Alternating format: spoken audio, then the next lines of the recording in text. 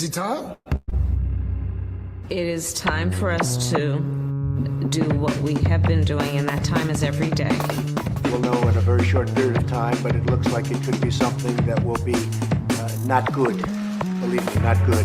I see issue with that. And again, you're not going to be able to insult your way to the presidency.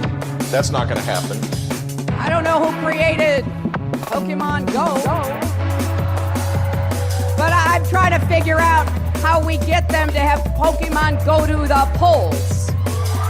I'm Ted Cruz, and my pronoun is kiss my ass. So when you think about it, there is great significance to the passage of time in terms of what we need to do to lay these wires, what we need to do to create these jobs.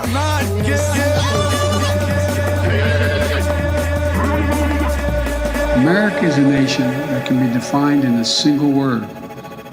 I was going to foot. Not good. Believe me, not good.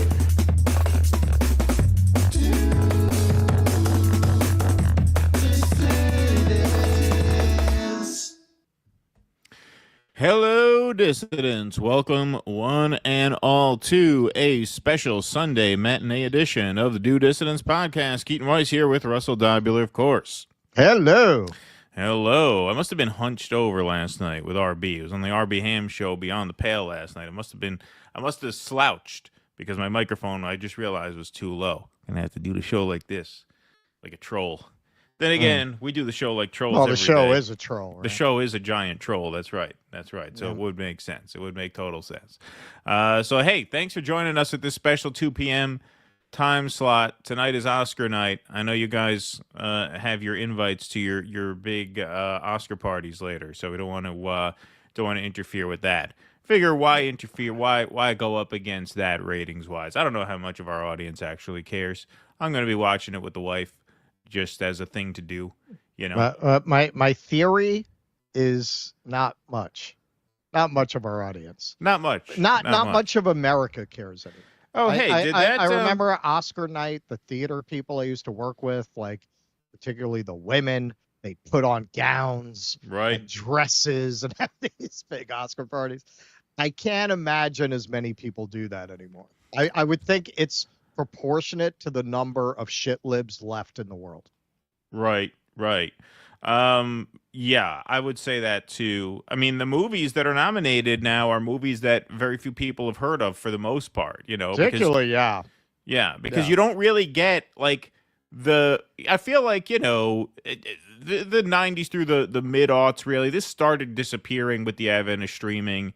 But you're used to have those nice, like, mid-budget movies, the movies that were made from, like, $30 to $50 million that were really good. They got big directors to do them. They got big stars to do them. It's like the golden age now they don't have that anymore. Indies. Yeah, now they don't really have that. Now it's either a $300 million blockbuster that's made for everybody all around the world, or it's these tiny little movies that not many people have heard of. Those tend to get like the most critical attention now. So a lot of these, like, Best Picture movies, no one's ever heard of.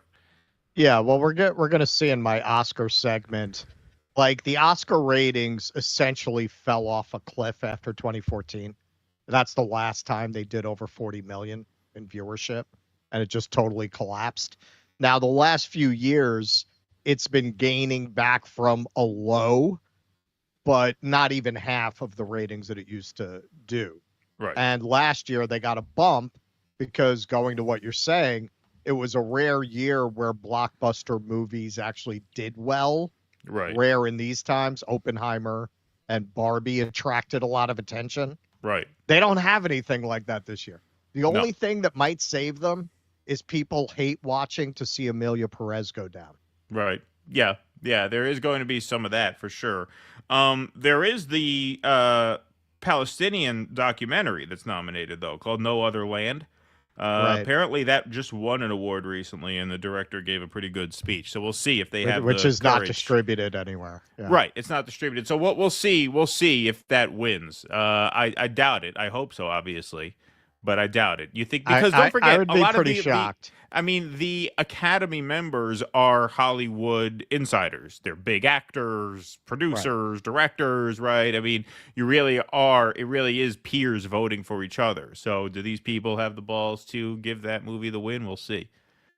I don't think an Academy that decided basically without listening to any of the communities actually represented in the film that they were trying to virtue signal their allyship to, decided to give Emilia Perez more Academy Award nominations than The Godfather.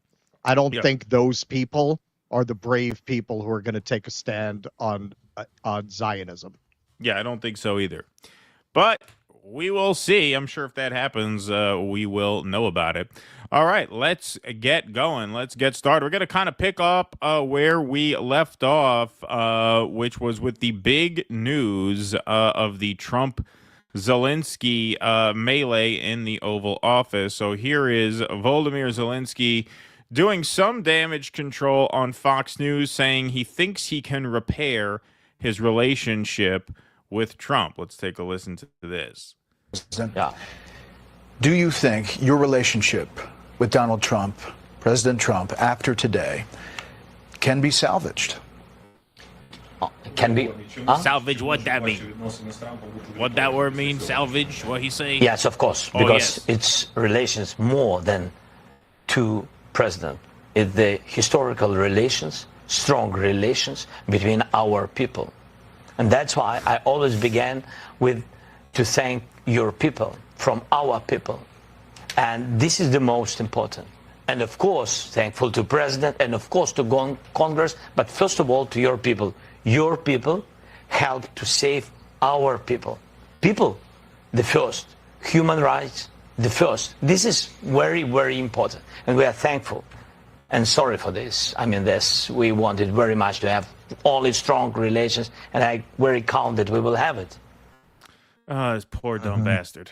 You know, when he says this is a friendship between our people, your people, the United States doesn't care about your people. If the United States cared about your people, they'd have made a deal to save your people from slaughter.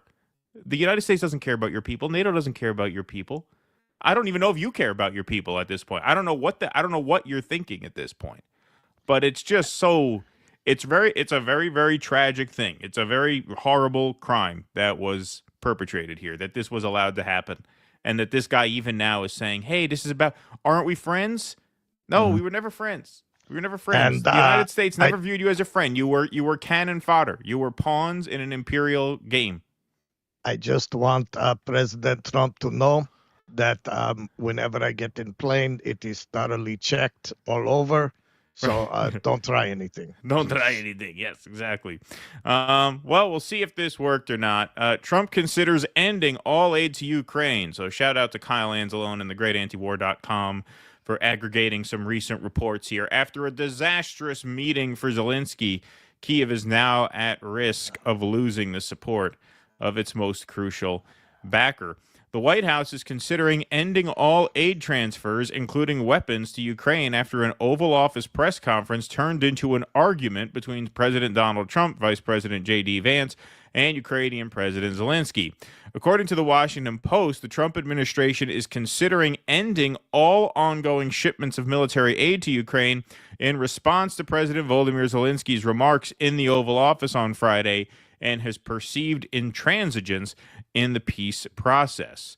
If the aid is terminated, that's a great word, intransigence. I don't use that enough. I should put that in the rotation. That really makes you sound like you know what you're talking about. It does. It's a good word. If the aid is terminated, Ukraine would not receive billions of dollars in weapons from the U.S., including missiles and ammunition that was approved through the Presidential Drawdown Authority. The New York Times reported that weapons deliveries to Ukraine have, quote, slowed to a trickle even before Friday's heated exchange. However, Trump is now considering cutting off support to Kyiv, other support to Kyiv. The president might decide to end even the indirect support being provided by the U.S., the outlet explained, which includes other types of military financing, intelligence sharing, training for Ukrainian troops and pilots, and hosting a call center that manages international aid at U.S. military base in Germany. Following the White House clash between Trump, Vance, and Zelensky, NBC News reported the administration was also cutting non-military aid to Ukraine. Secretary of State Marco Rubio ended the Ukraine Energy Security Project, which provides Kyiv with hundreds of millions of dollars to attempt to repair the country's energy grid. Now, here is Mike Waltz, the national security advisor. Michael Tracy tweets this out, says an irony of that meeting was that they were on the cusp of formalizing Ukraine as sort of a U.S. protectorship with continued U.S. military aid and a framework for deployment of NATO troops, all of which are major U.S. commitments under the circumstances, but it wasn't enough for Zelensky. So here is Mike Waltz on the meeting. Just talk something very quickly that this was some kind of ambush.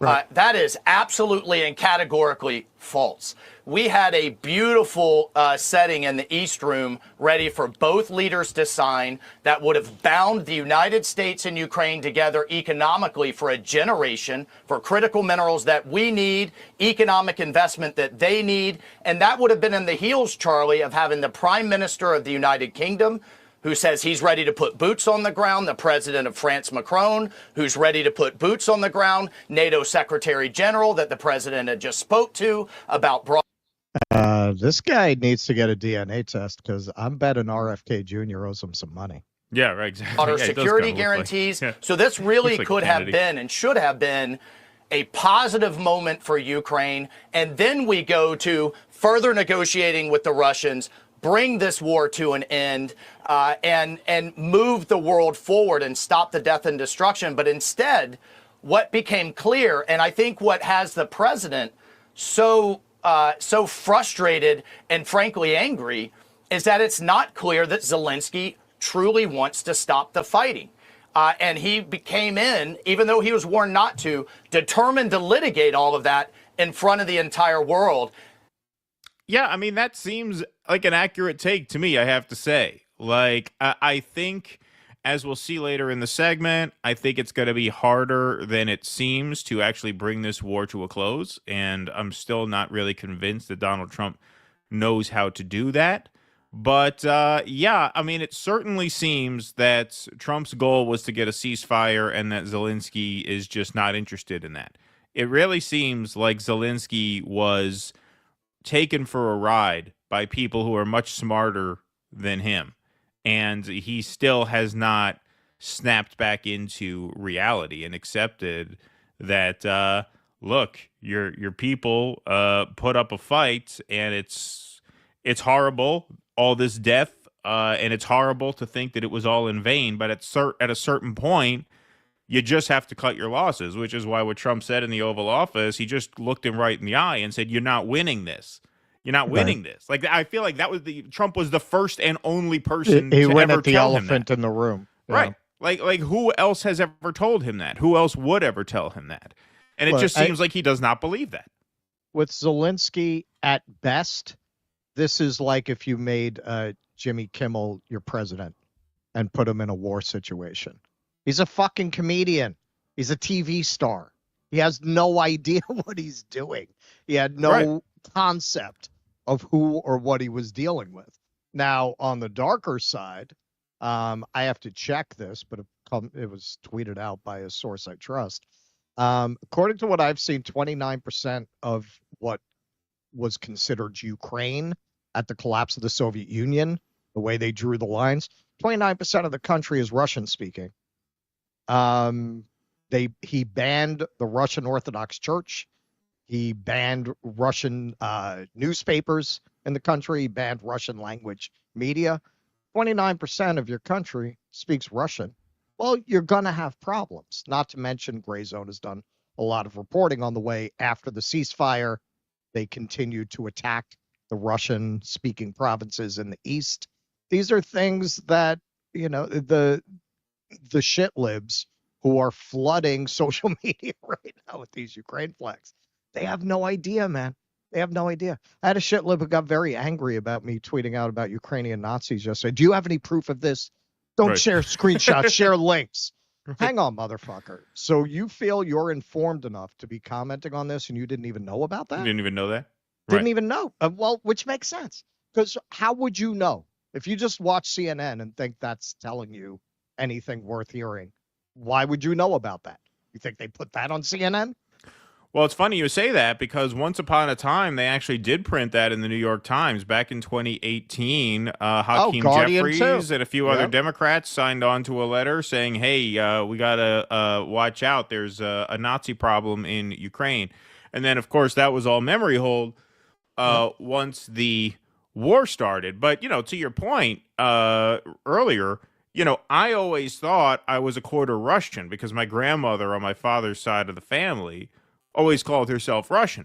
It wasn't until this war that I realized I'm actually technically a quarter Ukrainian, because my grandparents, they're ethnic Russians and they spoke Russian, her family, but they were from those eastern sections that are part of Ukraine. So actually, in terms of like modern borders, well, I guess for now, modern borders, I'm actually a quarter Ukrainian. I didn't even know that because my grandmother always considered herself to be Russian, and we always thought that.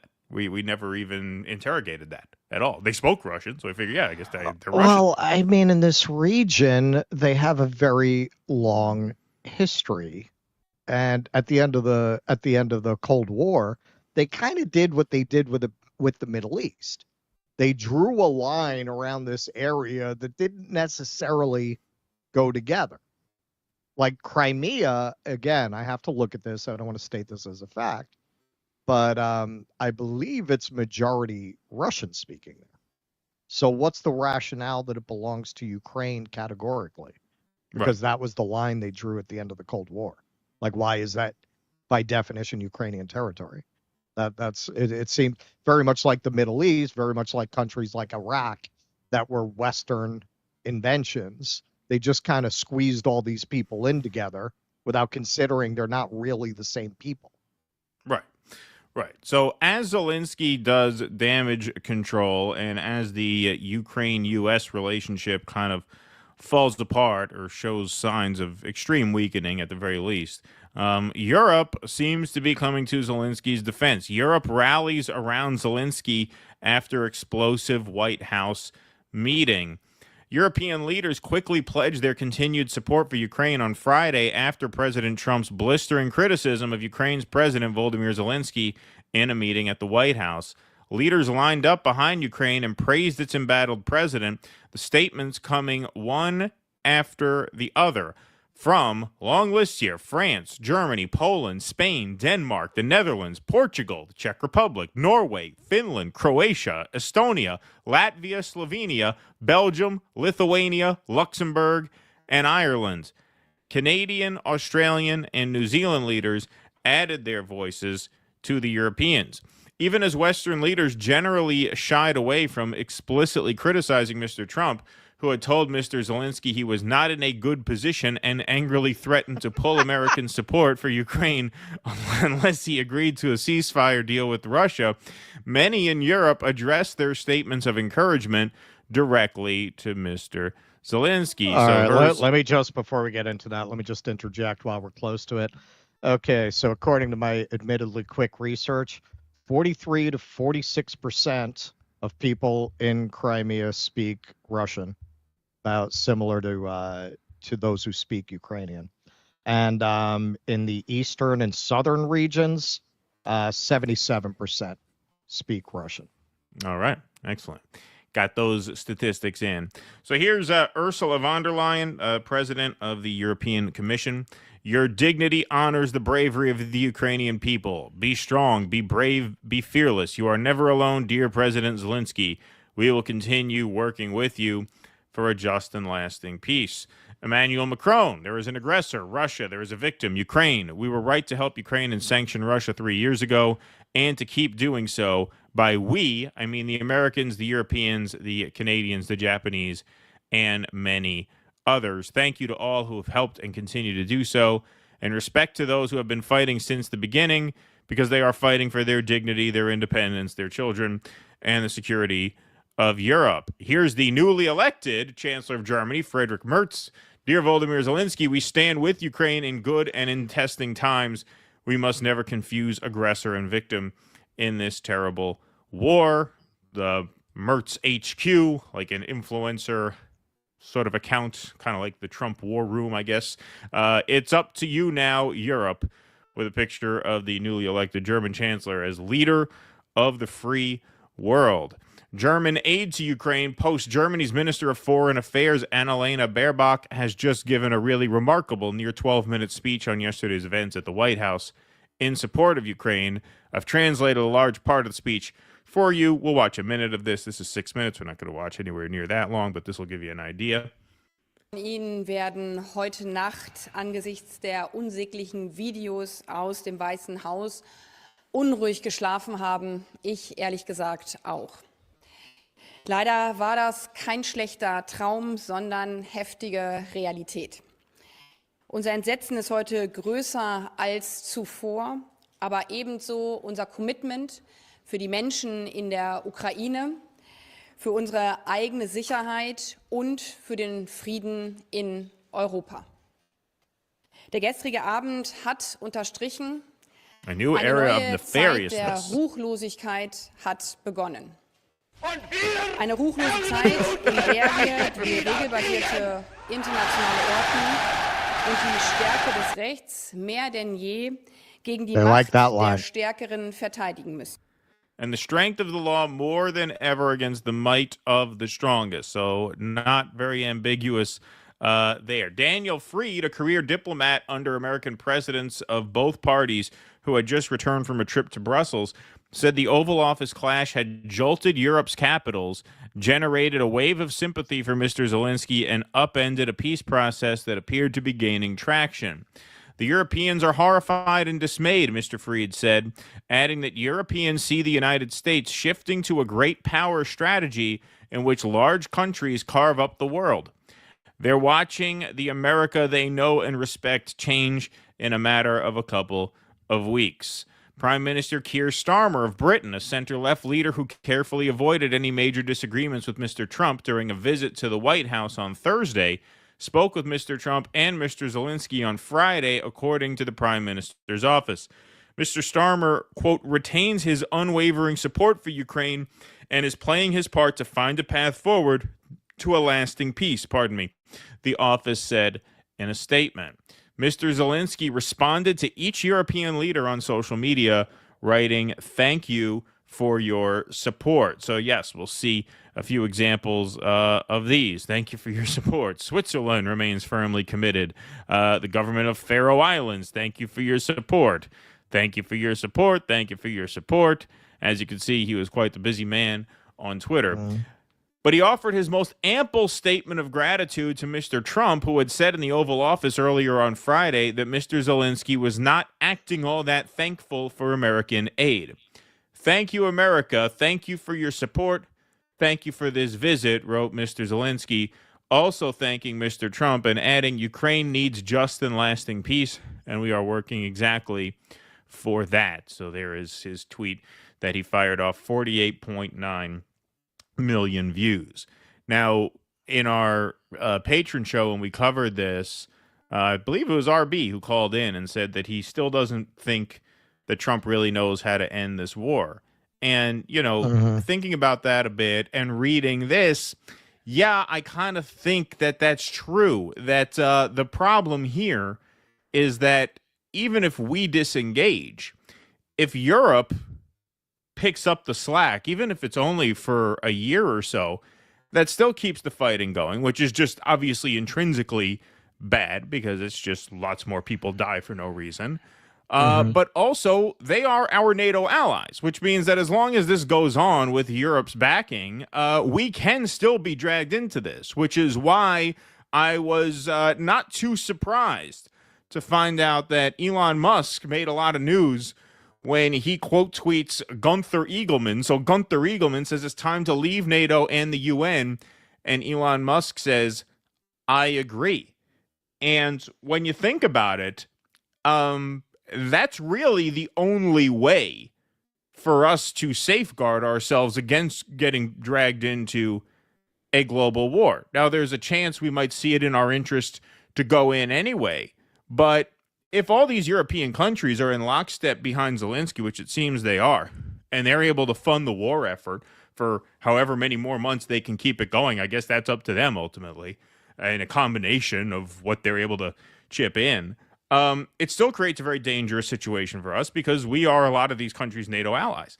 And so that still puts us in danger of getting dragged into a conflict with Russia, maybe even more of a danger, because now we're not supervising, hey, what are the red lines here? What are you allowed to do? What are you not allowed to do?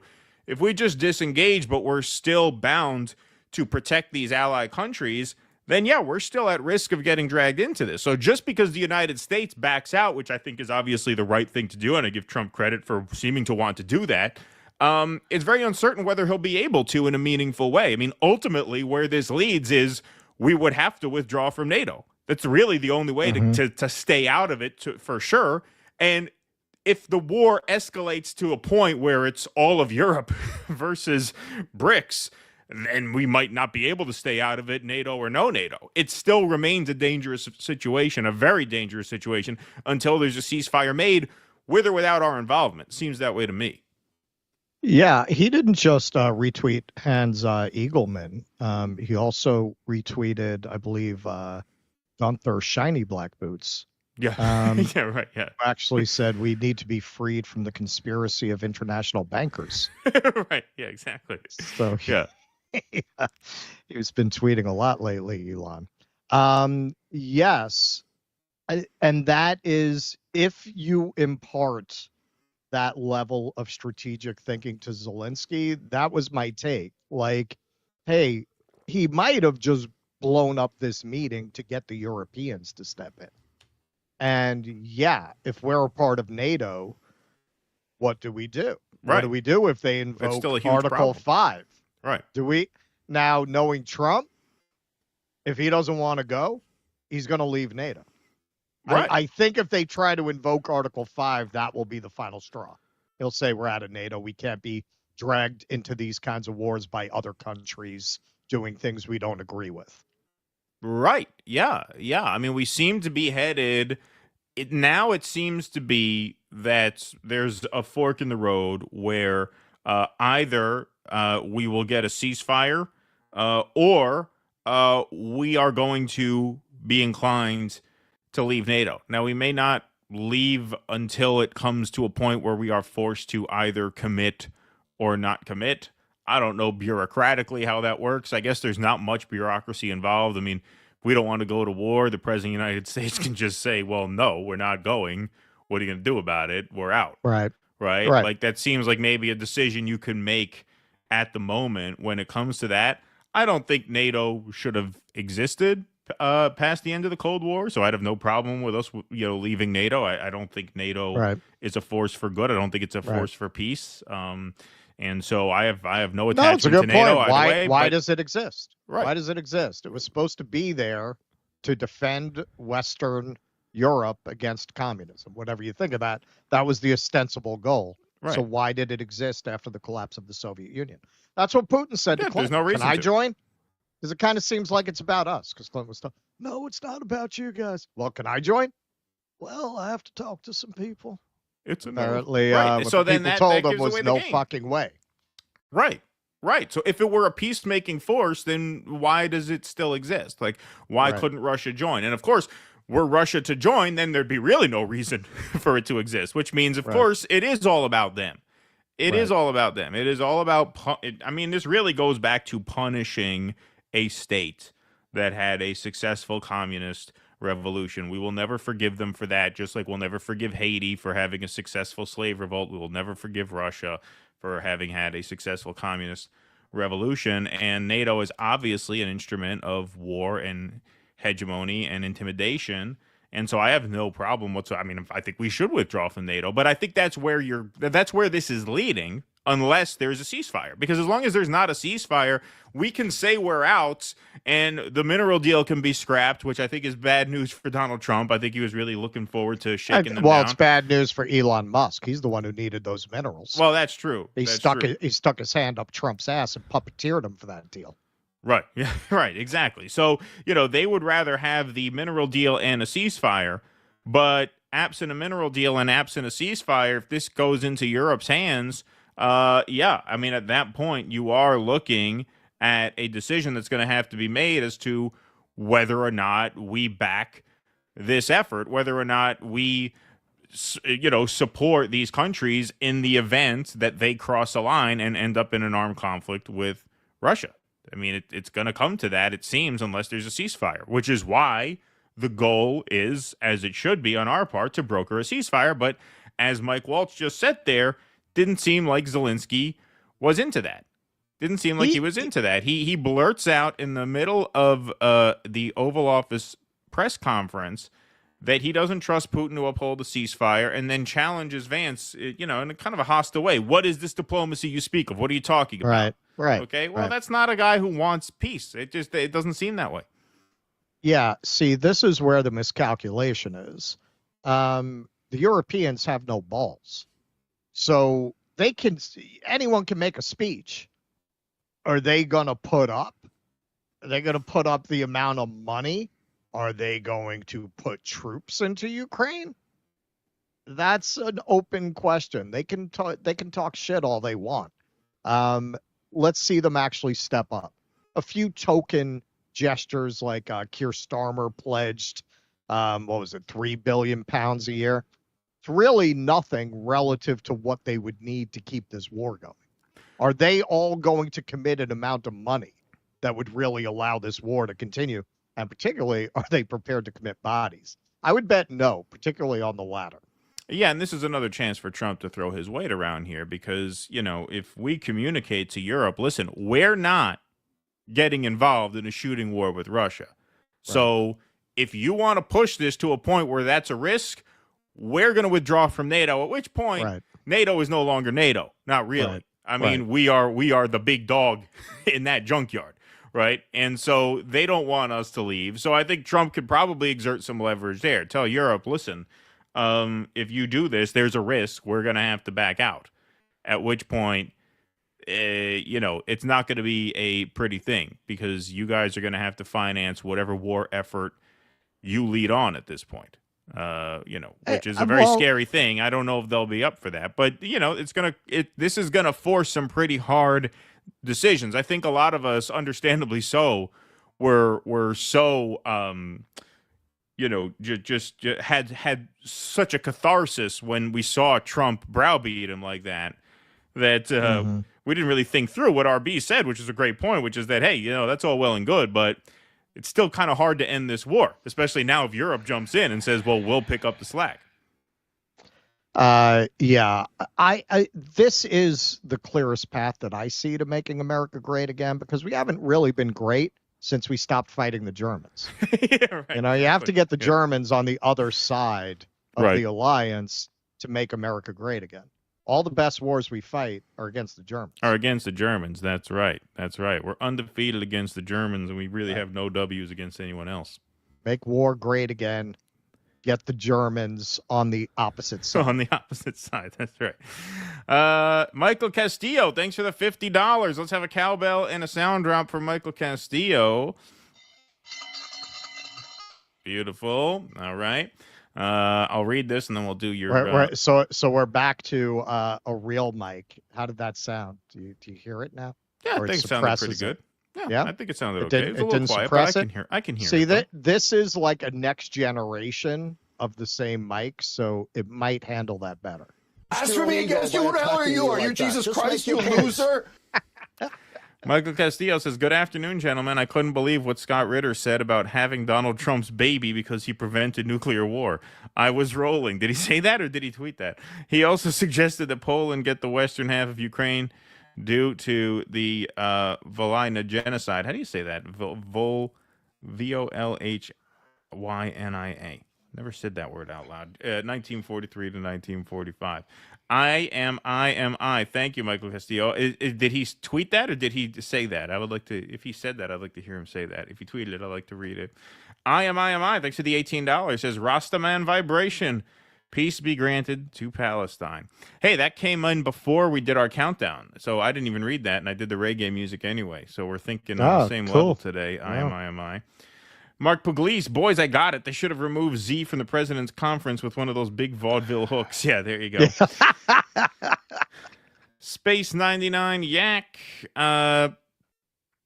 Money to Israel last night. Yes, they sent emergency funds to Israel. Just like ending Afghanistan conflict for Ukraine, they want to shift to starting conflict with Iran and have Russia on their side. A good call. Eric Torres, you guys should play D.I. or Von Satan. It's a Tool song that receipts a cookie recipe in German that sounds like a Nazi rally. Interesting. All right. Really? Interesting. That's funny. The Oscar sucks, says Ken Minji. The best movie of the year was Cooper's List, about a brave man who rescues Nazis from the Nuremberg trials to work underground on his underground podcast, which never ends. There you go. Epstein's List was good, too. That's a good one. Epstein. Yeah. Epstein's List. We should do a black and white trailer, Epstein's List. Schindler's List style. Will there be bitch slaps again at the Oscars? Yeah, that was how many years ago? Was that 4 years ago? Yes, the Chris Rock slap. I remember that. That was the best thing for their ratings. Yes. Attention, dirtbag. Search YouTube for the Paul Verhoeven sci-fi masterpiece trilogy. Great documentary worth an hour of your time. Sorry about the dirtbags thing. Yeah, no, it's funny. I hear they're going to talking about remaking Starship Troopers. That would be interesting. I heard they're talking about doing a remake of that. I thought the original was great. It was. You know, it stays away from some of the more, one might say, reactionary elements of the book. Well, according to Verhoeven, he meant to satirize those elements of the book with this one. Which, I mean, to me, like, people who really read into that think it's like a masterpiece for that reason. I guess I kind of see how it was a tongue-in-cheek interpretation of that, but it really didn't strike me as a particularly political movie. I mean, it was just a B monster movie, which was, for the time, it was actually very good. Yeah, I did think it was I thought it retained the original's critique of war fever, right, and the way that it blinds a population to the reality of who they're fighting. Right. Like, that is a common element in both the book and the movie. Right. Yeah, no, it was definitely good. Getting toasted at Oscar's party in the trash can with the grouch is the move here. There you go. Thank you, Jenna Tillis. Good luck with that. Round of applause for Jake in the booth, by the way. Thanks, Jake, for being here this evening. Appreciate that. Great crowd in here for a matinee. We have 2,001 of you in the YouTube chat.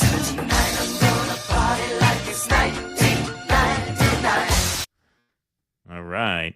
I hate to break it to you, but Trump's winning 401. Still got a little bit of work to do on the like front. Let's smash that like button, everybody. I hate to break it to you, but Trump's winning. You're going to get so tired of winning. USA gives $200 billion and we get nothing in return, unlike every other nation who gave money with repayment. Eric Rousseau, Zelensky, at least they got a few bumps when Biden lived here. That's good. Yes, indeed. At least you showed some hospitality. Yeah, Hunter knew how to treat guests. All right, why don't we move on? What do we got? Oh, yeah. Little New York City politics. See, we do some geopolitics and some New York City politics. Some folks like to get away. Yeah. All right, here we go, baby. What was really funny about working on this Andrew Cuomo piece is before we were professional cranks, we were amateur cranks bothering shit libs on social media. Right. So the last time I really dug into Andrew Cuomo, it was to torture all my lib friends with it while they were like, are you watching his press conference today? Remember that during COVID? Did you watch his press conference today? Yeah, I'd watch it to figure out if I was going to die that day. Yeah. It was, you know. So Andrew Cuomo, who resigned in disgrace, you might remember, not, in my opinion, for what he should have been forced to resign in disgrace for. Not that I don't take sexual harassment seriously, but I think even those who advocate for that cause passionately would agree that killing grandma is even worse. And that he has never been held accountable for. But we'll get into it. Okay, so Cuomo, after much speculation, officially declared his run for mayor. Former New York Governor Andrew Cuomo is officially running for New York City mayor. Cuomo, 67, whose sharp rise to national prominence during the COVID pandemic preceded his stunning resignation amid a series of sexual harassment claims, officially launched his mayoral bid Saturday after months of flirting with a return to electoral politics. In a video posted to X, Cuomo said New York City is in crisis. All right, so I just cut a few sections of this, and I'm going to stop and respond to some of the points that he makes. Hello, I'm Andrew Cuomo. Let me start by telling you what you already know. New York City is the greatest city in the world. My mother There makes is no a very other good place sauce. like it. Yeah. And as in life, we have had times when we are at our shining best. And there are times when we struggle and endure great hardship. And there are times when you got to But we grab a also great pair know of tits, even that if we she can works handle for a you. crisis. There are times because when we have. take it in the ass. We recently did it together This through is one COVID. of those times. And we know that the first step towards solving a problem is having the strength, having the courage to recognize it. And we know that today our New York City is in trouble. You feel it when you walk down the street and try not to make eye contact with a mentally ill homeless person, or when the anxiety rises up in your chest as you're walking down into the subway. You see it in the empty storefronts, the graffiti, the grime, the migrant influx, the random violence. The city just feels threatening, out of control, and in crisis. These conditions exist not as an act of God, but rather as an act of our political leaders. Or more precisely, the lack of intelligent action by and on. Okay. All right. So I'm going to address a little bit of that just briefly. One of the reasons you have a lot of empty storefronts is because of the kind of real estate developers who stuffed a lot of money in the pockets of Andrew Cuomo and his cronies to not do things like create rent control for commercial space, which is something that has often been suggested, making it illegal for building owners to empty out their properties and keep them empty in order to wait for Chase Bank to come in and offer them 5 times what a local business can. So you've got places like Bleecker Street, one of the most upscale neighborhoods, Greenwich Village. It looks like the Great Depression because nobody can afford the retail space because everyone's so greedy. They'd rather take a loss on their income taxes, not renting it, than rent it at a reasonable price. These are the kinds of things that Cuomo certainly did nothing about and actively encouraged. That's part of why you have these empty storefronts, not because it's an economic depression here. As far as crime goes, that's a perennial with New York. We are just never, like Germany will never get over World War II. New York will never get over the 70s. We'll never get over the 70s. It is always a perennial, whether there's high crime, low crime, doesn't matter. They always like to gin up crime. So we've made this point before. You'll see very misleading statistics. Subway murders go up from 6 to 8, but if you do it statistically, oh my God, murders went up by 1/3 in the subway. It sounds terrible, right?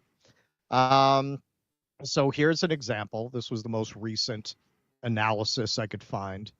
When researchers examined crimes per capita per 100,000 residents, the rate of violent index offenses in New York City grew from 593 crimes per 100,000 in 2010 to 636 in 2023. So, okay, in a 13-year time period, you're talking about an additional, 43 crimes out of 100,000 people? Like, right. I'm not lacking compassion for anyone who's a victim of a violent crime, but does that sound like a crime wave to you? Does that sound like a cascading epidemic of crime? 43 more crimes per year per 100,000 people? And here, if 2024 figures are estimated from partial year data, violent crimes per capita in New York City may climb again to 651. 651 from 636. And again, I mean, I'm sympathetic. Yes. I mean, we don't want to just, shrug our shoulders, but the idea that there's a crime epidemic, and what's interesting is you could see it in the way he phrases it, that he can't point to any statistics. Because what does he say? How you feel. How you right. feel, because that really is what it is. I promise you, I'm not biased. If I were walking outside and seeing the world of Taxi Driver that I grew up in, I tell you, It's not like that. It's not like that. The only place that world exists is on Cash Jordan's channel and on New York cop shows, because they have to make them look much more interesting than New York actually is at this point. Yeah, no, for sure. But, you know, I mean, this is in keeping with my overall take, which I'll wait for later, obviously, so we get through the exhibits in a timely manner. But Cuomo is reading the cultural moment, and he knows that there's a climate of anxiety. Right. And he's good at that. He's good at that. He's a very right-wing Democrat. He empowered the IDC, was it the Independent Democrat Counselor Conference, which were basically 8 rogue Democrats who were allowed to caucus with Republicans in the New York State House, which tied up a whole bunch of progressive legislation and prevented it from being done. No, Cuomo is a triangulator. He's a Clinton alumni. He is from that He mentions school. Bill Clinton as a positive example in the video. Yeah. He shows a picture of him working for Bill Clinton. I forget what his exact job was in the administration, but he did work for him. I mean, you know, HUD. sexual. HUD. That's what it was. He did molesters got to stick together. Yeah. Yeah, right. Yeah, he was the he was the HUD secretary, I think, or worked in that department. I forget his official title. But no, he's very good at that. Yeah, he worked. He was the director of HUD under Clinton. He's a natural at this. This is territory he's very, very, very comfortable in, and you know he's good at it. I mean, he's a sleazebag, but he's good at being a sleazebag. Sure, he's a pro. Sure. Yeah. All right. So to continue. Of it all, we faced COVID, which was an historic life and death challenge. And we had it first and worst, with no warning. We were on our own, and we were pushed to our limits. But we got through it together, and we led the nation. All right. Now, to even say the word COVID takes balls like fucking coconuts. Yeah, for this it's guy. crazy. Now here's leaned something into that as much as he did. And here, well, I get it was a rove tactic, you know, lean into it, don't run from it. What else is he going to do? It's going to come up, so he has to pretend he did a great job. I decided to cram as many seniors into crowded indoor facilities as possible, even though I knew it was a respiratory virus that was particularly threatening to seniors. Seemed like a good idea at the time.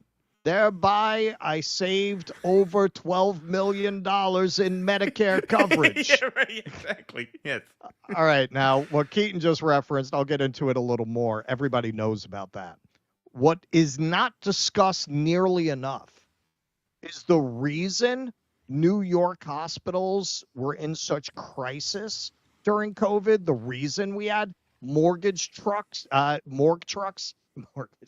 The reason we had morgue trucks outside the hospitals is because of policies Cuomo had leading into COVID for years of cutting Medicaid, closing hospitals, and reducing the available hospital beds. He also maintained those policies even after COVID started. He was still fighting for that budget. So The Nation wrote an article about this, among others. You can look this up. Cuomo helped get New York into this mess, and it was written right during the pandemic, March 30th, 2020, right in the darkest days. With the state budget for the next fiscal year due on April 1st, Cuomo is proposing to gut Medicaid by $400 million, part of $4.5 billion in cuts he's seeking over several years. So determined is Cuomo to slash Medicaid spending that he's prepared to reject more than $6 billion in matching federal aid approved earlier this month because it would force him to alter his austerity strategy. If Cuomo gets his way with the state budget, many of the city's most besieged hospitals will lose money at a time when COVID-19 is threatening to crash New York's healthcare system. Central Brooklyn hospitals, serving many of the borough's working class and poor, could lose $38 million a year. Manhattan hospitals could lose up to $58 million a year. That is jumping ahead in the article a little bit. Cutting Medicaid has been a priority of Cuomo since he took office in 2011.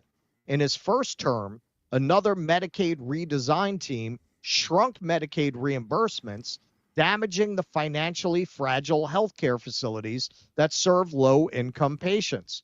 Hospitals, meanwhile, have been shutting their doors across the state. Part of this reflects a national trend toward consolidation and a movement to ambulatory and outpatient care, as well as the inflation of medical costs and a change in federal reimbursement formulas for Medicare and Medicaid. What's more, you want to know why you can't get a therapist with Medicaid? This is a big part of the reason, because they don't get reimbursed enough. It's not worth it for them. Right. What's more, the state has lost more than 20,000 hospital bills hospital beds over the last 20 years. Cuomo, who has governed for almost half that period, never advocated for any kind of expansion of hospital beds until last month. He now says New York needs 110,000 beds, more than double the current capacity. He has never been a forceful advocate for keeping hospitals open. In fact, he's empowered bureaucrats who have argued aggressively to shutter them. So now you had doctors and nurses who didn't get any play in the corporate media, really, who were coming out when Cuomo was being lauded as this hero, as this avatar of the hashtag resistance pussy hat liberal left. Doctors and nurses were coming out and saying, hey, we're in this fix because of Cuomo. Cuomo's the one who put us in a position where we don't have the bed capacity for a crisis like this. But of course, that didn't get any coverage. So what else does Cuomo do? Well, he works for Benjamin Netanyahu. So let's see what else he says. Strong opinions, understandably. It is a terrible story of human loss and suffering. But he's talking about the Israel-Gaza war now. Yes, he's talking about Palestine. Yep. Nothing justifies racism and anti-Semitism. We have the largest Jewish population outside of Israel.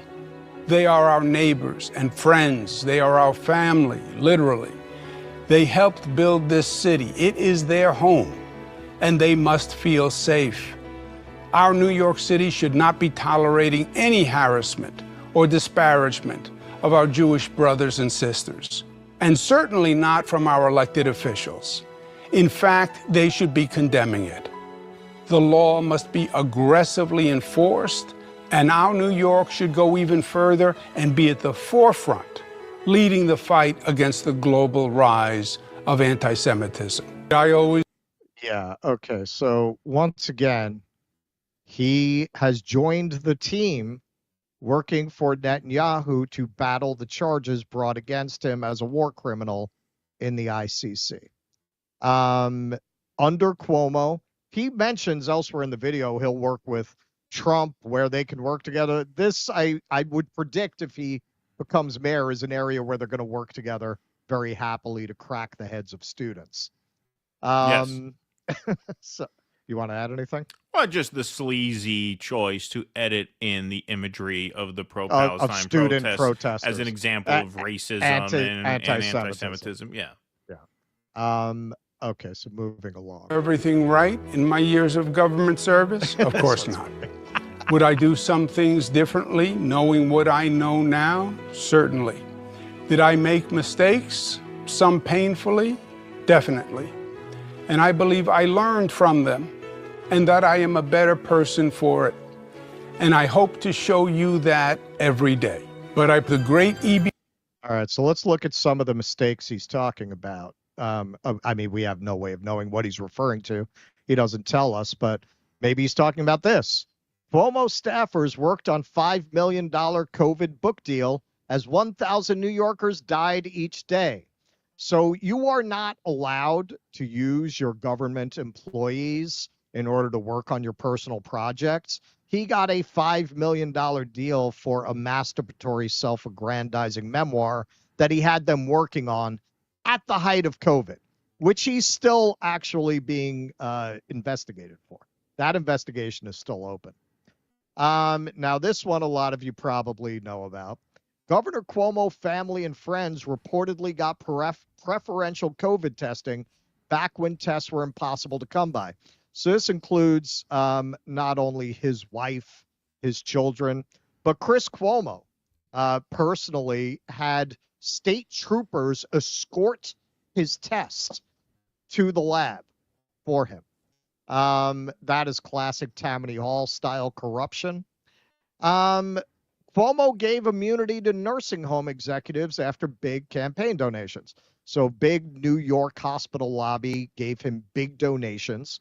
And in exchange, allegedly, he gave them a waiver on liability for nursing home deaths. And this is where the whole killing grandma thing comes from, because of course, once they're released from liability, now they just started shoving old people with COVID into these nursing homes where they infected other people with COVID. And to make matters worse, when they did their own internal investigation, they lied about the numbers.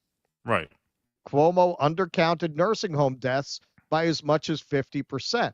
This is why I say it's not that I don't take the sexual harassment allegations that drove him from office seriously, but he is guilty of much worse than what he actually got driven out of office for. Well, in fact, he literally killed grandma.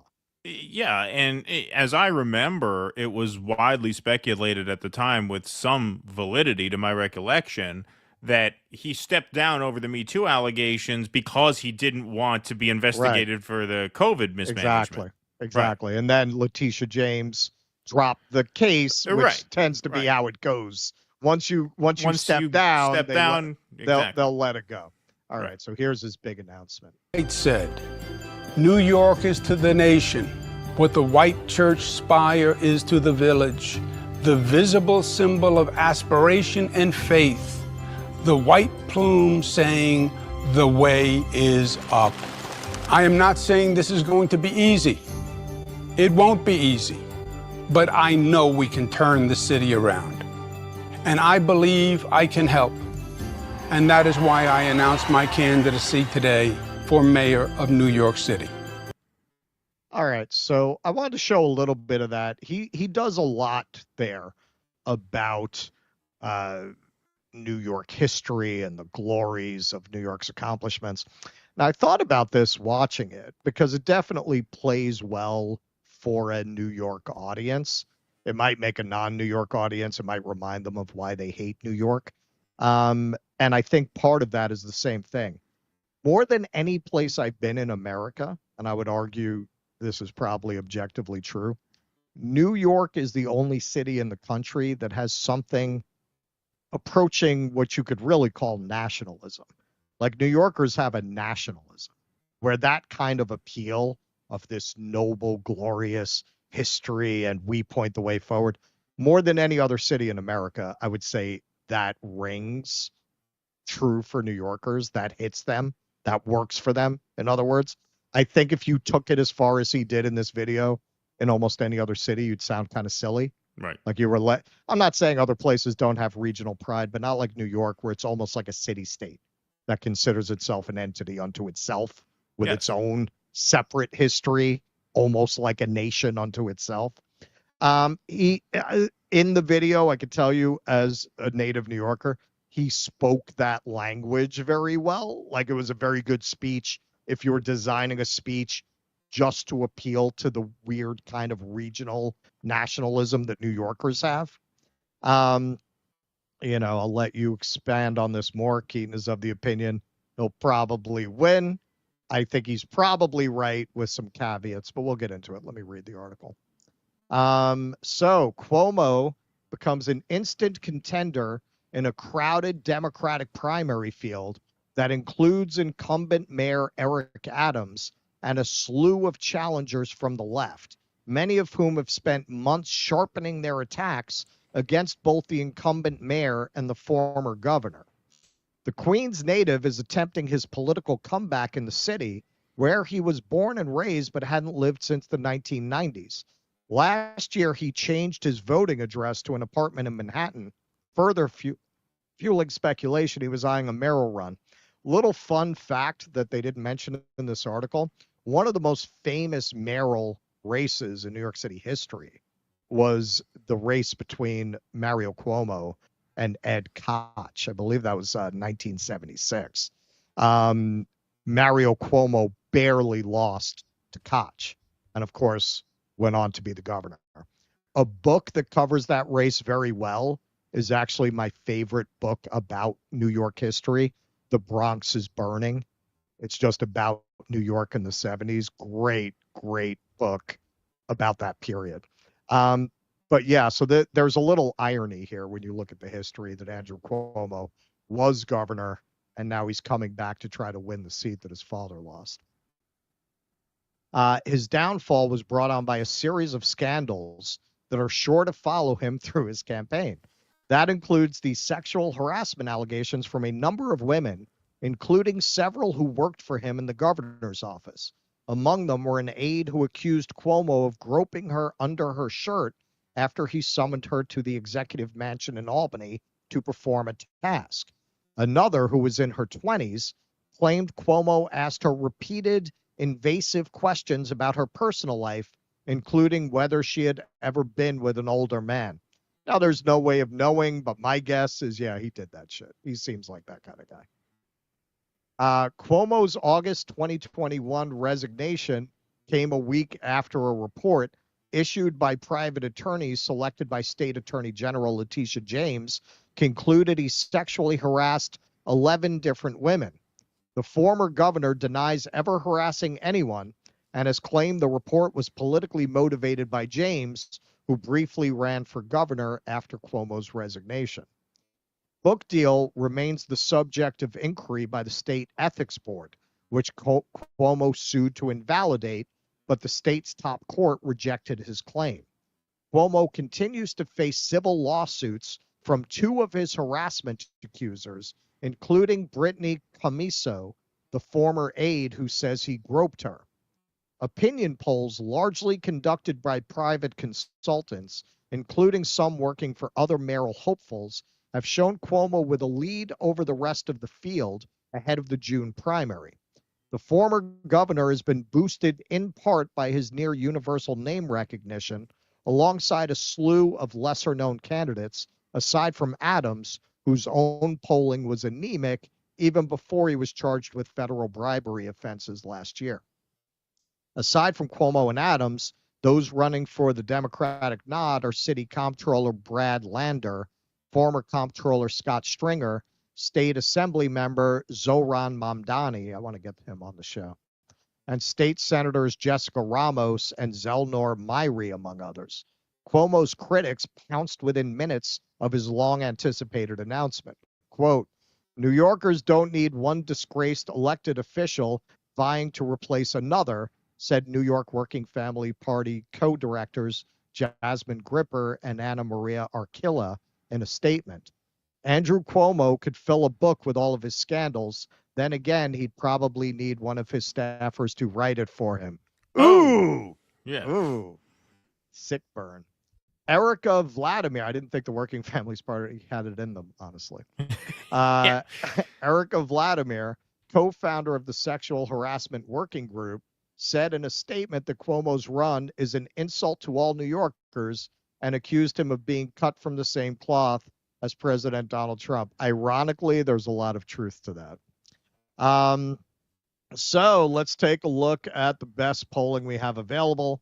This is from before he announced, beginning of February. Andrew Cuomo, not a little out ahead, way out ahead, 33%. Eric Adams, 10. Scott Stringer, which if you're in New York, you know, he's like the only other recognizable name in this field, really. Yeah, and a repeat candidate, a perennial loser. Like, he's never caught on. Right. Yep. Jessica Ramos, 6. Zelnor Myrie, I don't even know who the hell that is, 6. Brad Lander, 6. Whitney Tilson, 2. Michael Blake. Now, Zohran Mamdani, the most interesting of the candidates from what I've seen, he's at 1%, which is why I want to put him on the show. Try to help that guy out. Undecided, 25%. So now, just checking a little around the internet, 50 Shades of Way.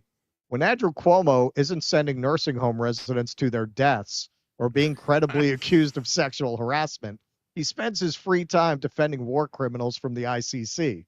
This man cannot be NYC mayor. New York Indivisible. Andrew Cuomo is a serial sexual predator, nursing home resident killer, opportunist book deal scamming corporate puppet failed governor who resigned in disgrace. He should not be on anyone's dance card for mayor of NYC. You ain't seen nothing until you've seen Cuomo corruption. And he's right. Julia Claire here, just an overall observation. Hakeem Jeffries is talking about how Jesus is on the throne instead of strategy. Chuck Schumer is 1,000 years old. Kathy Hochul won't remove the illegal corruption mayor, and Andrew Cuomo is staging a comeback. I've actually never felt more hopeless about the Democratic Party. Welcome, Julia. Welcome. Yes. All are welcome.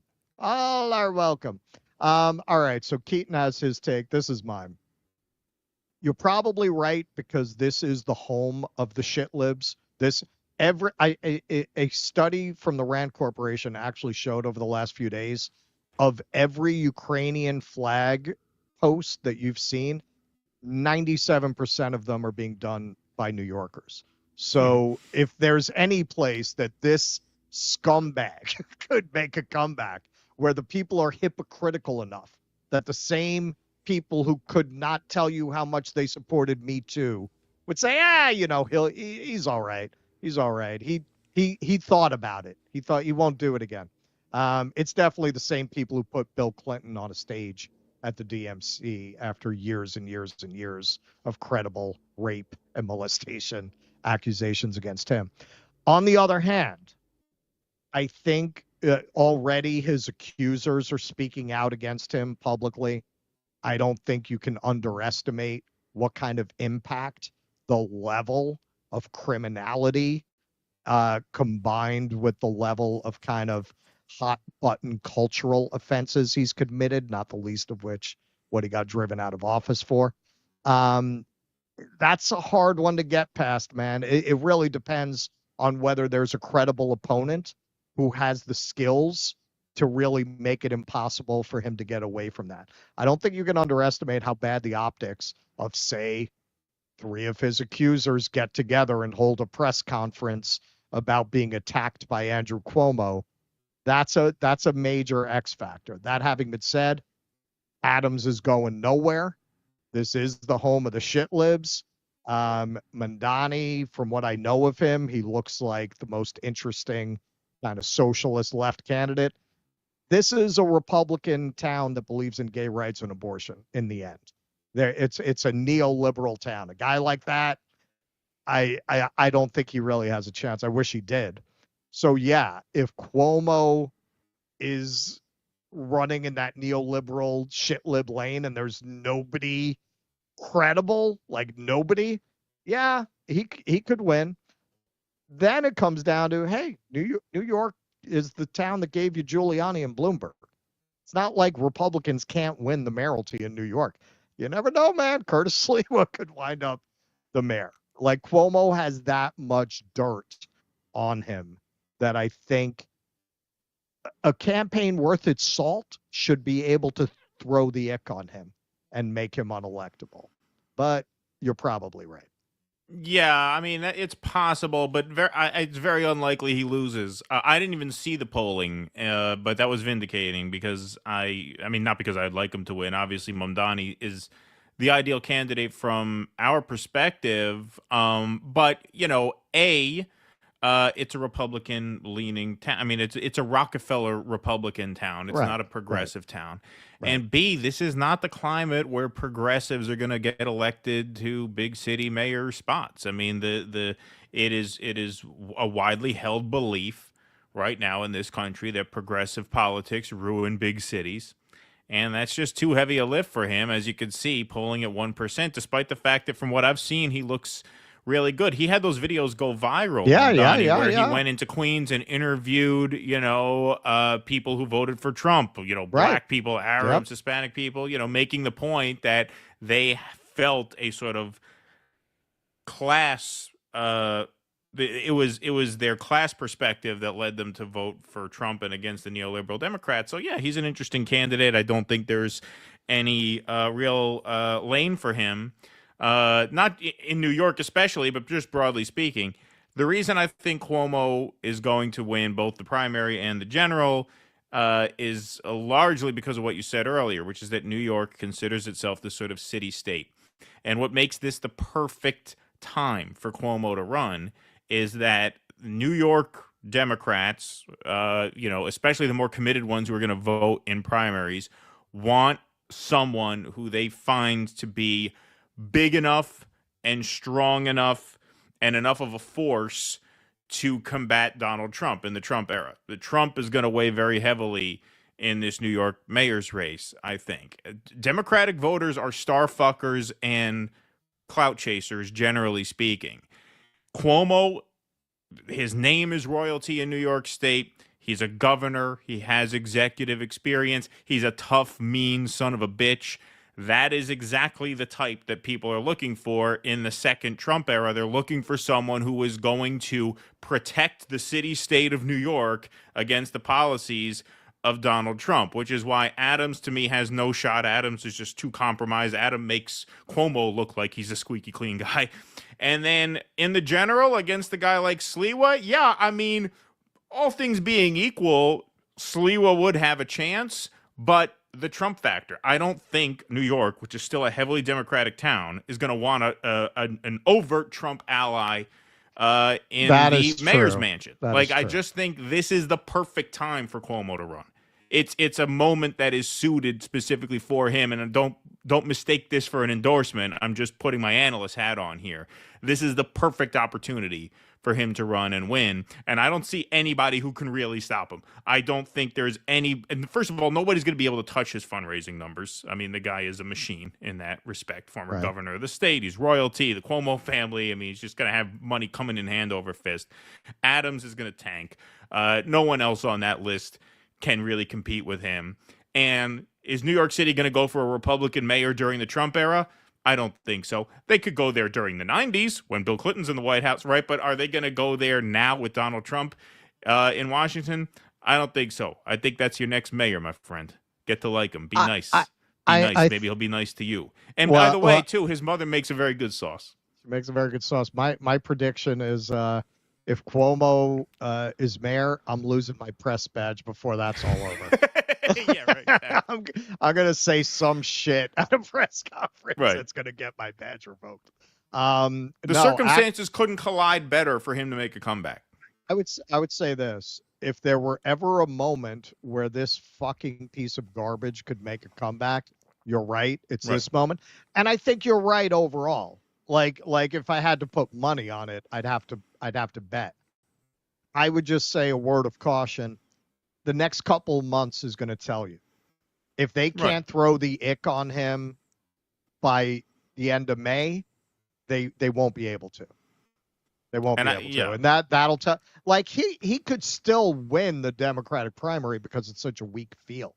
Right. And lose to Sliwa.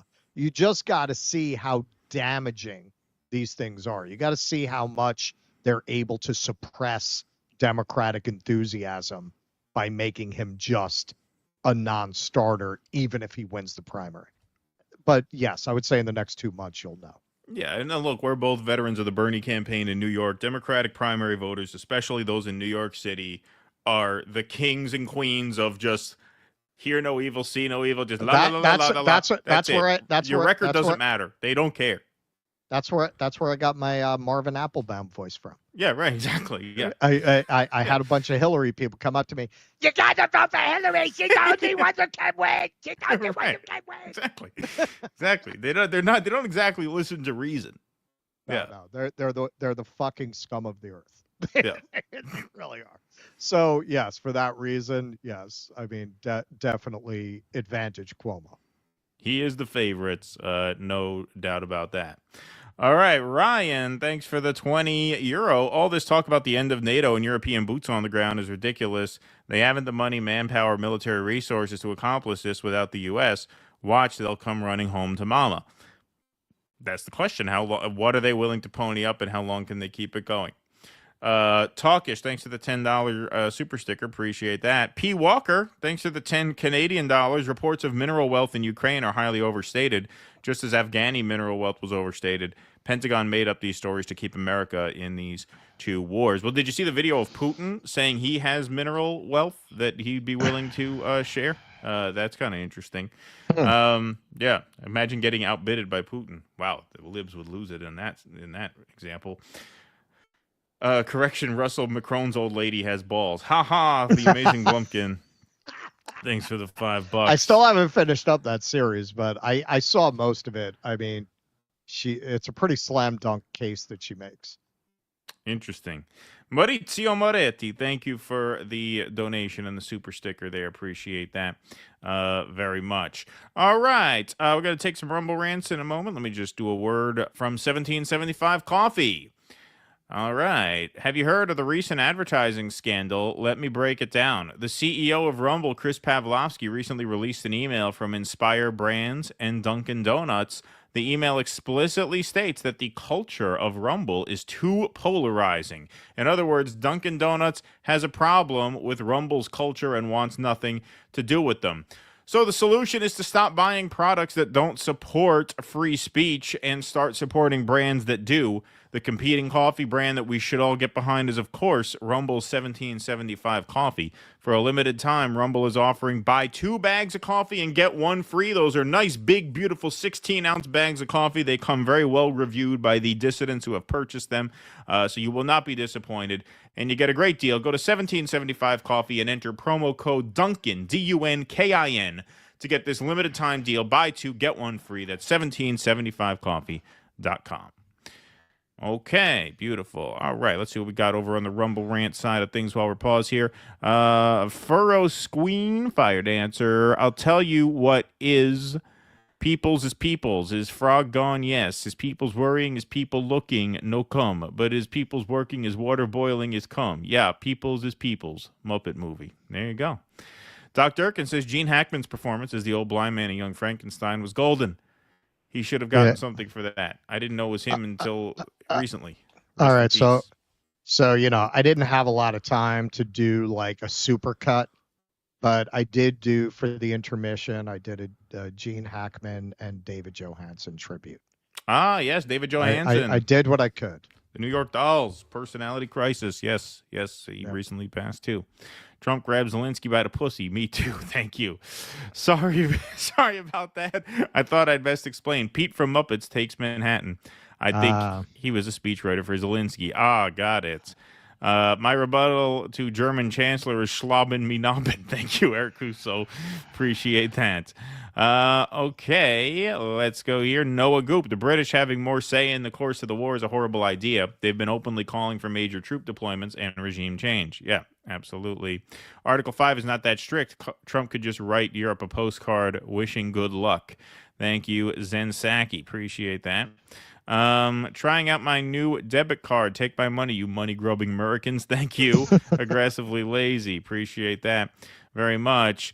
Alex Craner says, Floop 1000, thanks for the $10. Thinks Zelensky already signed the mineral rights over to Keir Starmer when he visited Kyiv right before Trump's inauguration. Apparently, this is based on Ukrainian intel. V. Nettlesbaum says, here's a few bucks for entertaining us all on a Sunday afternoon. Thank you very much for thank you. Appreciate that very much. All right, folks, we're going to move right on along here. So Joe Rogan welcomes the most powerful man in the world, Elon Musk, to his podcast studio, where they talked about a range of topics from, how, young Elon looks, to how good he is in bed, to how he's not a Nazi, to how he's cleaning up the government. They really had a broad range of topics. They really covered all the ways in which Elon is the greatest man who's ever lived. A very hard-hitting interview, as we've come to expect from Joe these days. So here is one where they talk about the media and how new media has replaced legacy media. So let's take a listen here. The whole thing's very crazy. The media is incredibly partisan. They're not. Almost all the media is, left shifted. Yeah. So it's kind of weird if you talk to somebody who gets all their information from like what I call legacy media. They're living in a different world. Yeah. Than if they say are listening to your podcast or getting news from X or just if it's kind of wild. Like it is very wild. Like you talked, it's like they're living in an alternate reality. Oh, there's a lot of people that I talk to that I have to go, where did you hear that? Yeah. Yeah. But like the Associated Press, which I call Associated Propaganda, the AP. They ran a international news story saying that DOGE fired air traffic controllers, but we didn't fire any air traffic controllers at all. In fact, we're trying to hire air traffic controllers, not fire them. Yeah, I saw that. You made a tweet about it, right? All right. Go ahead. Russell found that clip. So you've prepared a little something about that. All right. This is what is so maddening and dangerous and difficult about this moment. I don't know specifically about the AP claim that he makes. Could be true, might not, and that's the point. What they're saying overall about the corporate media is a critique anyone on the left has been making for years and years and years and years. And to be fair, on the right, I mean, it's just, yes, everyone who's not a completely Kool-Aid drinking shitlib knows the corporate media lies, that they are serving an agenda, that they're serving a power elite in the narratives that they peddle. You can see what that's done to all the people sending out the Ukraine flags who don't know the first fucking thing about that conflict, except what they heard about it on CNN. Absolutely. Problem is, and the way that they're using this, using your valid mistrust of the mainstream media, is to say we can be trusted, which is absolutely ridiculous. Now, just for a few examples here.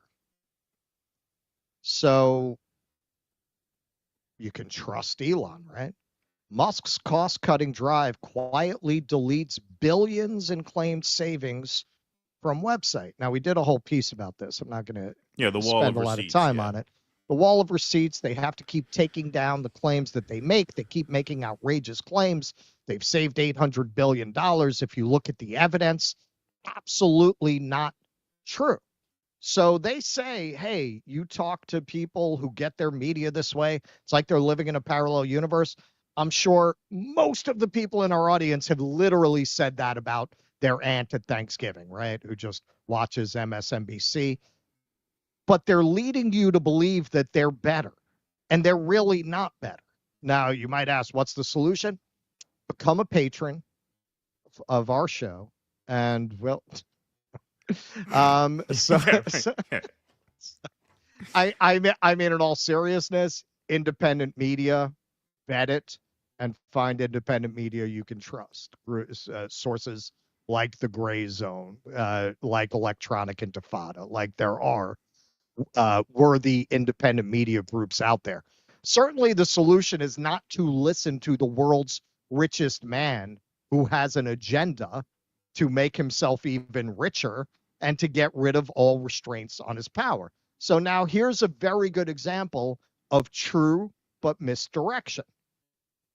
So he tweeted out, or quote tweeted, turns out it wasn't really all Soros and other nefarious billionaire money. It was the money of all hardworking Americans being used to subvert the West and the rest of the world. And Elon says, true, Soros figured out how to leverage a relatively small amount of his money into massive taxpayer money. Now, to elaborate on this a little bit, he says this in the Rogan interview, and he's been talking a lot about this, how basically people like Soros have used their money to set up NGOs that they then use their influence over the political process to get money funneled into those NGOs so that they get a lot of bang for their buck in terms of the political projects that they're trying to enact. They start the NGO and then essentially get the government to fund it through their influence on the government. Now, is that true?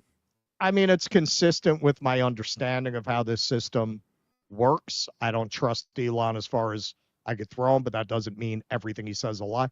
I'm inclined to believe that's probably true. You know what else is true? Trump picked Scott Bessent for Treasury despite ties to Democratic mega donor George Soros. Now, this isn't like he worked an internship one summer for Soros. He was in the London office when they crashed the British pound. He was probably, almost certainly, involved in that. Now, this is what Elon is not going to tell you. He's giving you the impression in this interview, yeah, well, you listen to Joe Rogan, you go to X, you're going to get the real truth. Okay, well, you're not going to get this truth, are you? How about this? Israeli-U.S. billionaire Miriam Adelson gives $100 million to Trump campaign. Do you think Elon is ever ever in a million years going to tweet about that on X. Ever. Moving along. Elon Musk donated $288 million to 2024 election. Final tally shows. Now he's trying to get out of that. I've seen. He's saying, "Well, but look how much more Soros gives." That's really beside the point. He's been at the game a lot longer than Elon has. He's older. Was he 40 years older than Elon? I'm sure by the time Elon is 170, he'll have given as much money as George Soros has to the political project. He's certainly making up for lost time when you look at the numbers. He doesn't want you to talk about that. Listen to that. Think about this for a second. You're listening to a guy who essentially bought the presidency. Just bought it. $288 million.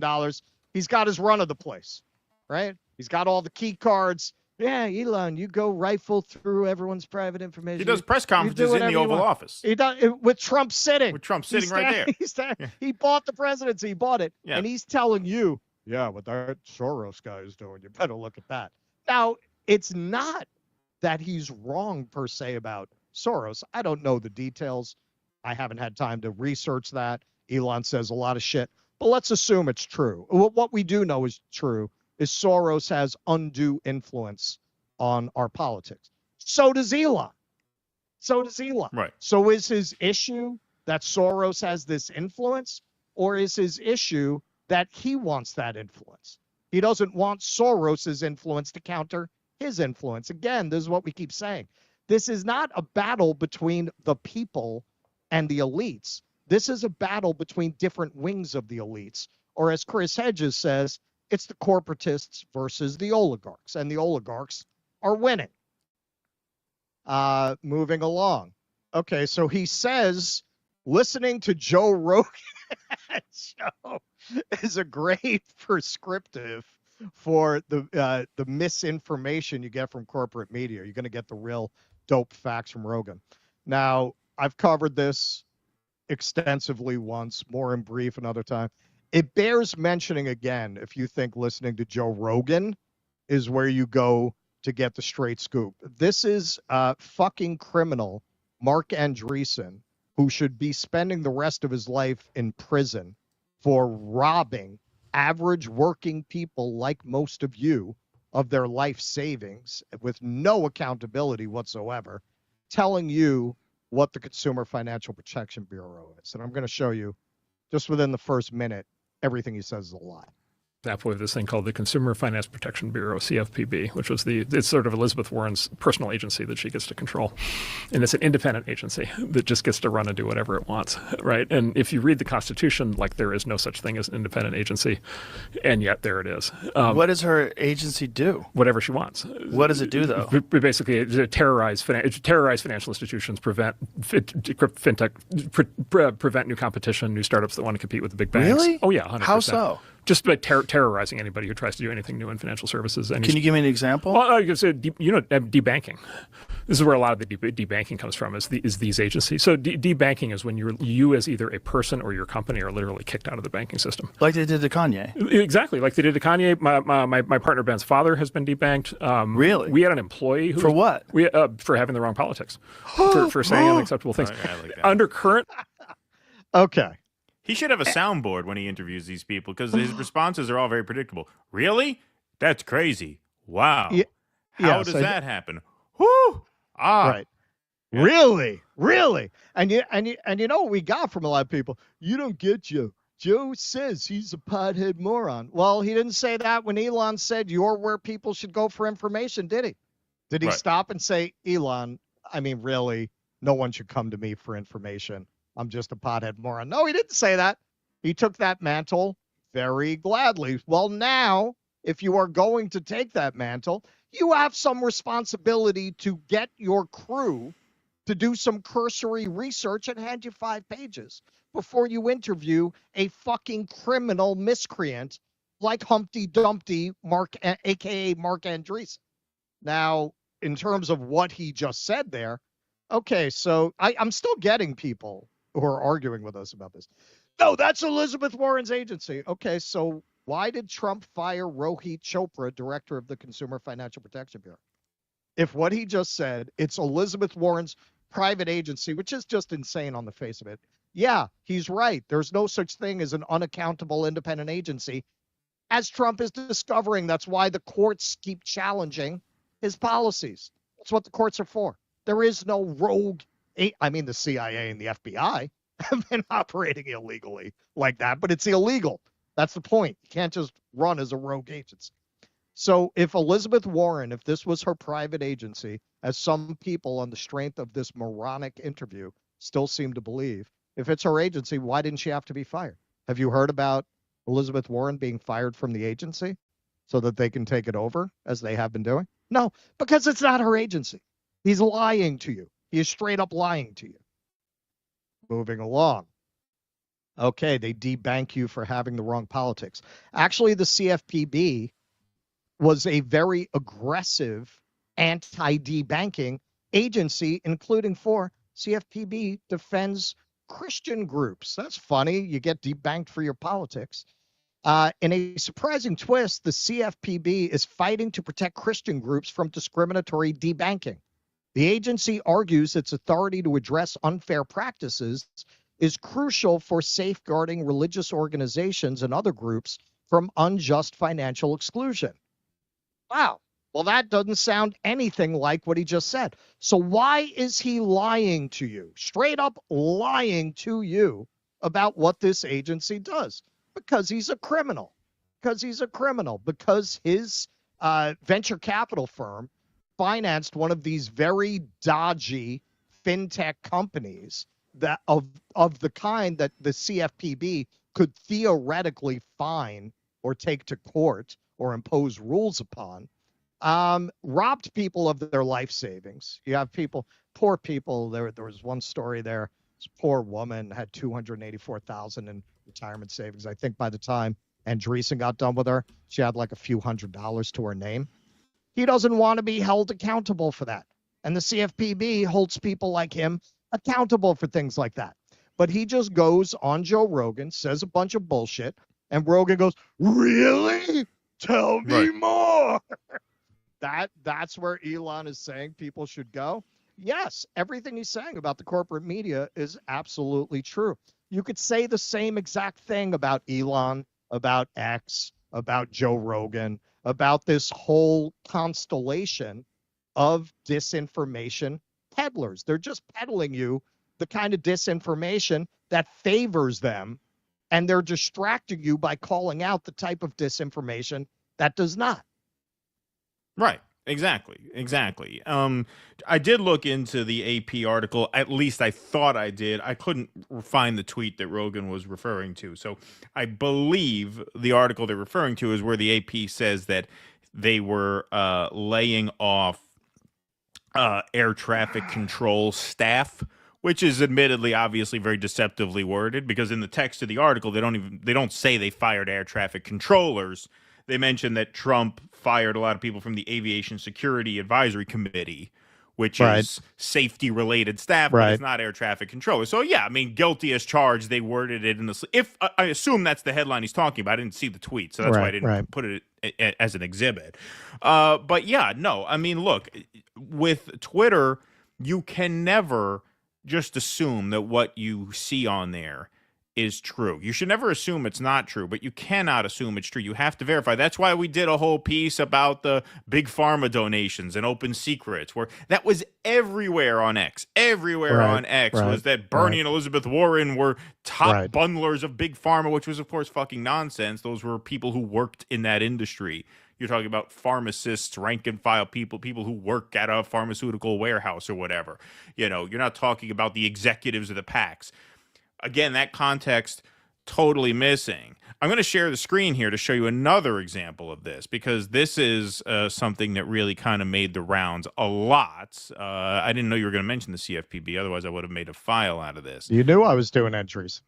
I knew. Well, yeah, but that was, I mean, it was too late to make it at that point. I saw it right prior to the show. But this piece here, okay, so if you look at this tweet, this got 1.7 million views. Elizabeth Warren 15 years ago on government spending.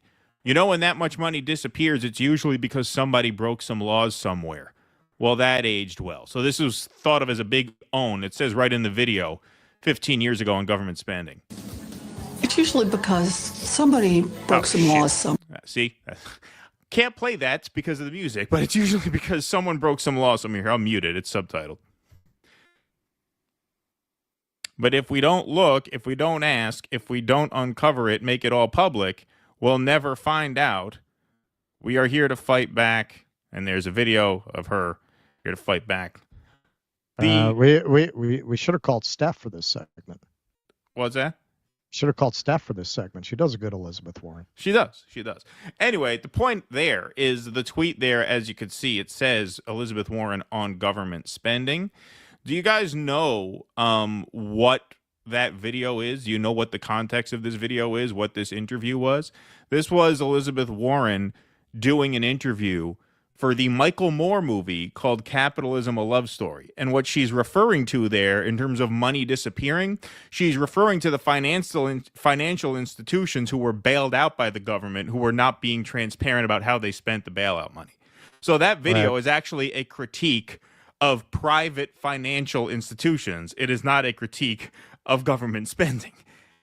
No community note, no reference check, nothing. You can share absolute bullshit on Twitter very, very easily if you don't bother verifying what you're looking at. So, yeah, mainstream media created this problem by tanking their credibility. And a lot in alternative media are compounding the problem by spreading absolute nonsense with zero respect for the journalistic process whatsoever. None at all. So the idea that the Joe Rogan Experience or Elon Musk's Twitter feed or the Twitter feeds of the influencers that he boosts in the algorithm are an adequate replacement for mainstream media is nonsense. You're just getting a different version of propaganda with no real paper trail. Like, at least, like, look, we cite mainstream sources. What Chomsky says about the mainstream media is right. You can't just not read it because institutions like the Times and like CNN and the Post, they have the resources to go out and do reporting that schmucks like us don't. So you all we have is Jose to go yell at people. Exactly. We just got Jose to go yell at people. So you have to read it. You just have to read it with a critical eye. You have to read it with a critical eye so that you understand where the perspective is coming from and how to see through that, right? And you have to do the same thing with the alt media. You have to do the same exact thing. Only you might have to do a little more work, because if you see something like that with no link to where the source is, you would never know. How many people shared that video thinking Elizabeth Warren was talking to Michael Moore in an anti-capitalist documentary? The Chuds were all over that as a big own of government spending. It was actually the exact opposite. She was actually doing an interview for a Michael Moore movie about the malfeasance of private capital. Well, this is what's so sad. You have so many people who are so desperate and so mentally broken that they will actually think that going to the social media platform owned by the world's richest man and slavishly believing every influencer that he boosts, everything that he quote tweets, every observation that he makes, that somehow that's winning, that Elon is on their side, because they're desperate, man. They feel like they're so weak, so desperate for a solution, they'll listen to anyone who pretends to be on their side. See, this is the thing with Democrats. They don't even pretend. They basically tell you they don't like you. They don't listen to the music you listen to. They don't dress like you dress. They don't read what you read. They don't like what you like, and they're damn proud of it. Elon will go out there and be like, yeah, these woke people are really ruining your life. And by the way, get rid of the Consumer Financial Protection Bureau so I can rob you blind. It's for me. It's for me. Man. I mean, you got to kind of feel sorry for it. It's sad. But it's not a solution. If you recognize that the corporate media puts people in a parallel universe, dude, if you just keep parroting what Elon says, you're in that parallel universe too, for anyone who's actually paying attention. Oh yeah, big time. Big time.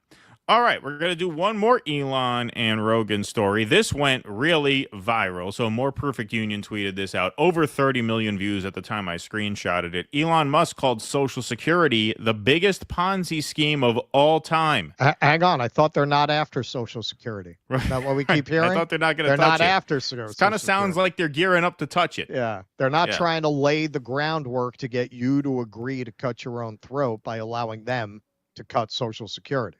Yeah, Social Security seems like a 19-year-old cocktail waitress at Andrew Cuomo's birthday party. It seems like they're going to touch it quite a bit. Get their hands all over it. They got they're groping it. They're seeing. I see this as a trial balloon. They're testing how propagandized they have people. They're testing how tenderized they've got people's brains at this point. Could we get away with this? Do we have them enough of a knee-jerk place? Yeah, George Soros, Elizabeth Warren, get rid of Social Security. Part of USA. Do they have them to that point that you could literally tell them anything and they'll go along with it? Let's see. Here's Elon Musk on Social Security. Well, I mean, the government's one big pyramid scheme, if you ask me. Yeah, well, you can tell me better than anybody. Social Security is the biggest Ponzi scheme of all time. Right, explain that. Oh, so, well, people pay into Social Security, and the money goes out of Social Security immediately, but the obligation for Social Security is your entire retirement career. So you're paying with you're paying like if you look at the future obligations of Social Security, it far exceeds the tax revenue. Far. Have you ever looked at the debt clock? Yes. Okay. There's our present day debt, but then there's our future obligations. So when you look at the future obligations of Social Security, the actual national debt is like double what people think it is because of the future obligations. So basically, people are living way longer than expected. Yeah, that's where you should go for accurate information. There are fewer babies being born, so you have more people who are retired and get that live for a long time and get retirement payments. So the future obligations. So however bad the financial situation is right now for the federal government, it will be much worse in the future.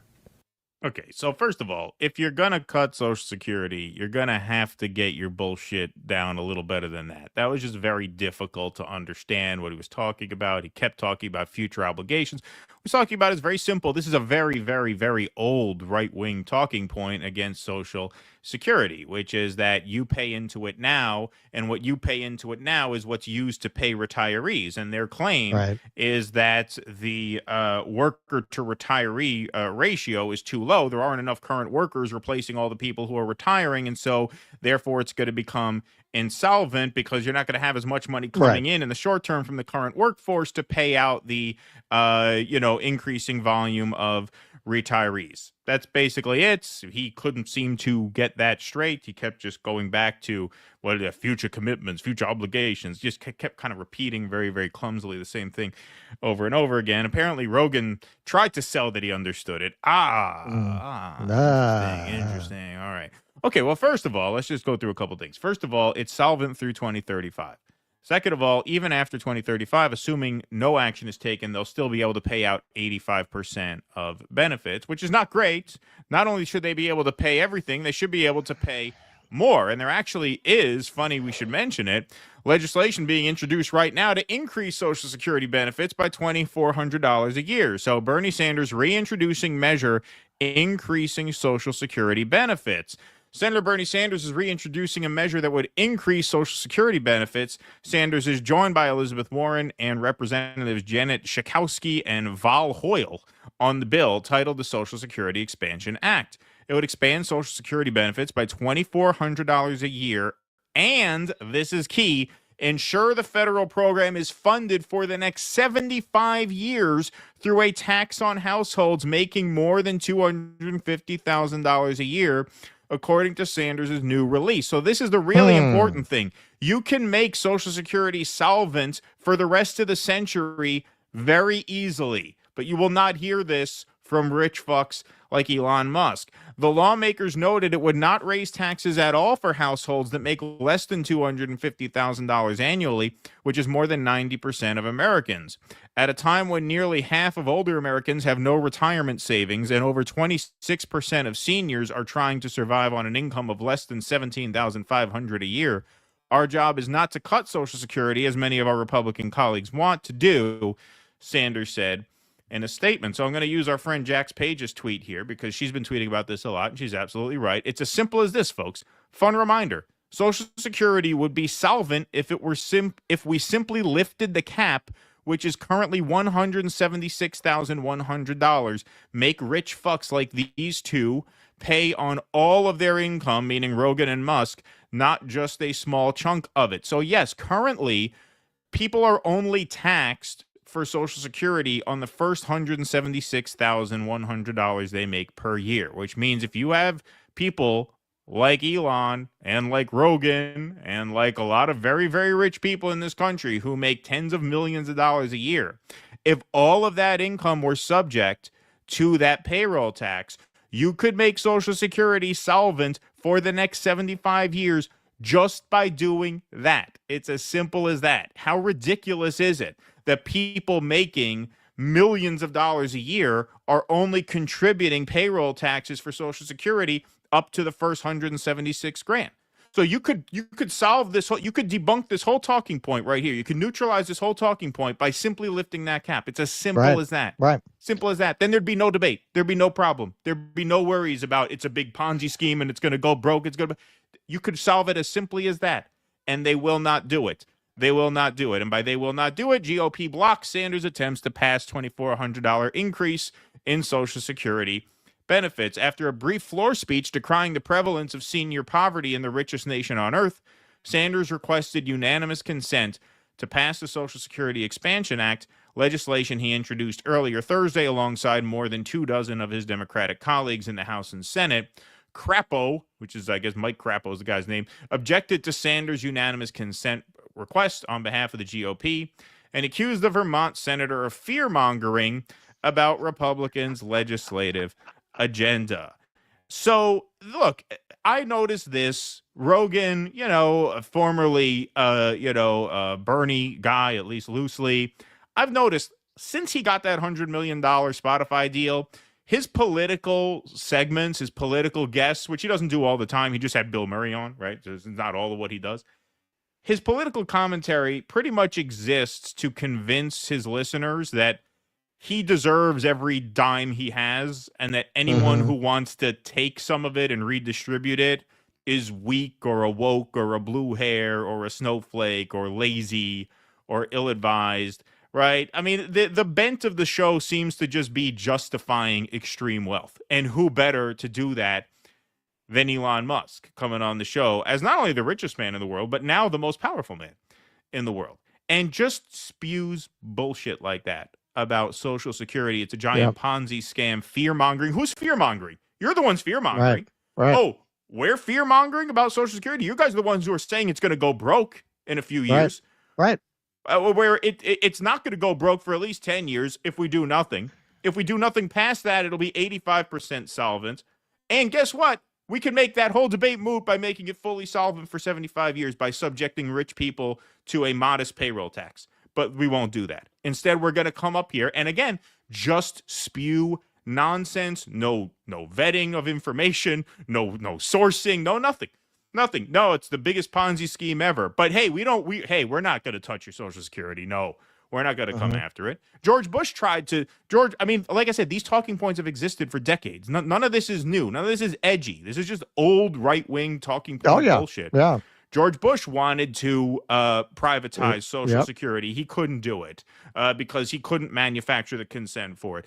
Ironically, going back to our first Elon Rogan segment, part of the reason why he had a hard time convincing people that was a good idea is because you didn't have podcasts like this where people could just say shit with no vetting whatsoever and have millions of people say, yeah, it's a giant Ponzi scheme.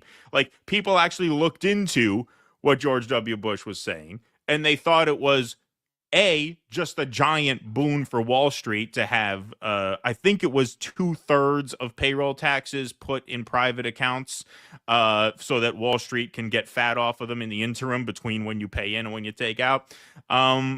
People saw through that. In this era where people can just bullshit like this with no accountability whatsoever, it's harder for people to see through that, which is why they're making a play for it, which is why, they are going to come for Social Security. They could talk all they want about how they're not going there. Sure looks like they're gearing up to go there to me.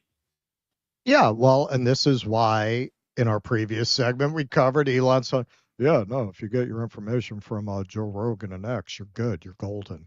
They don't want you to look outside of their bullshit narrative. Why they are manufacturing a series of crises, not only around Social Security. They're telling you there's a crisis, and yes, there is, but they're only offering you paths to solve it that benefit themselves and their criminal class. Though that's it. They're not telling you, hey, we're banging our heads against the wall trying to figure out how to pinch every penny so that we can pass an over $400 billion a year tax cut for ourselves. They're not telling you that. They're creating the crisis and then telling you the only way to solve it is on your back, is on the back of people in your class, is on the back of that lazy federal worker who shouldn't be working. Well, what about the lazy rich person who's getting over $400 billion? What about all the trust fund puppies who get that money? From that tax cut? Would you argue they're not lazy? Would you argue that they deserve it? Even if you're knob-gobbling these Ayn Randian CEOs like Elon, you think all the people who are going to benefit from that tax cut, or even a large number of them, are CEOs of tech companies that make products, or do you think most of them are layabouts that inherited their money? Yeah. Do you think they should get that tax cut? No, better to fire the federal worker. That's what this is all about. They're robbing the Treasury and trying to redivert what little social safety net we have to themselves. That's how greedy they are. They have as much money as you could ever spend in 100 lifetimes, and they want more from you. Now, I can understand where they're coming from.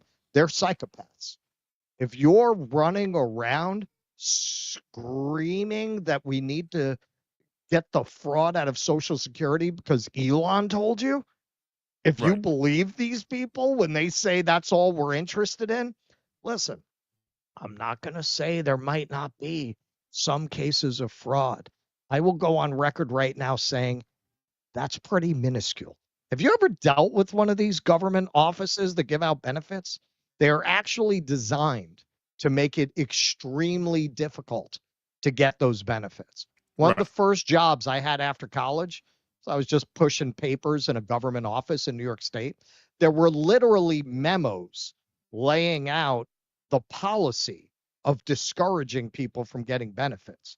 That wasn't theoretical. That was literally the official policy. That was coming across my desk, and I was a nobody.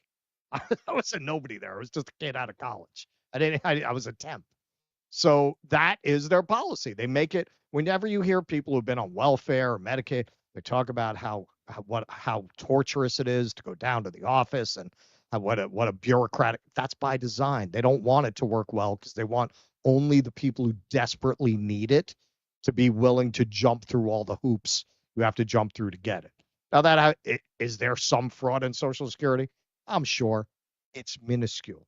They're selling you that narrative so that by the time you say, hang on, you didn't tell me you were going to cut this, it's too late because you were cheerleading it in the run-up to it, and that's what allowed them to do it.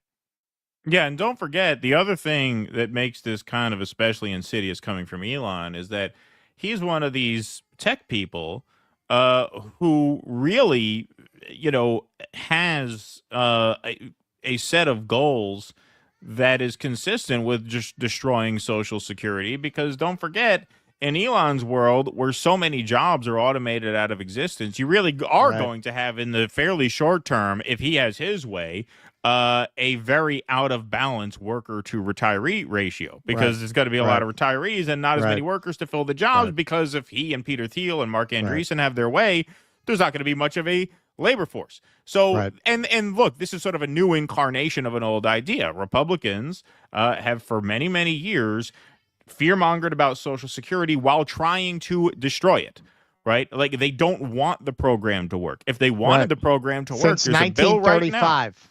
Yep, there's a bill right now they could pass and make it solvent for 75 years. That would involve a modest payroll tax on incomes over $250,000 a year, and they won't. That shows you what their priorities are, plainly and simply, and fairly out in the open. Look, we showed that tweet the other day of the dumb as a bag of hammers truck driver showing him proudly, Daddy Elon, how he can list 3 things, which, as Keaton points out, if an AI is scanning this, only listing 3 and not 5 things will get you fired. Right. So he didn't realize that when he tweeted it out. Nonetheless, Elon retweets it. If they're going to make you live like a peasant, they have to teach you to like it. They have to teach you to be proud of it. The next step is killing you. The next step is finding ways to get rid of you, to reduce what Ebenezer Scrooge might have called the surplus population. Those are the people that you're empowering. These are people who want a slave population that worships them, and failing that, less people. Right. Failing that, they don't. Right. Exactly. Hillary Hinton listening to Apocalypse in 9/8 by Genesis on repeat until either the third temple is built or the Golden Trump statue is erected in Gaza Lago. Thank you, Hillary Hinton. Appreciate that. Mad Wolf, Vance, so Zelensky, why aren't you wearing a suit like all the other presidents? To which Zelensky replied, if I knew this was going to be a convo about fashion, I would have put on some eyeliner. Oh, good one. Appreciate that.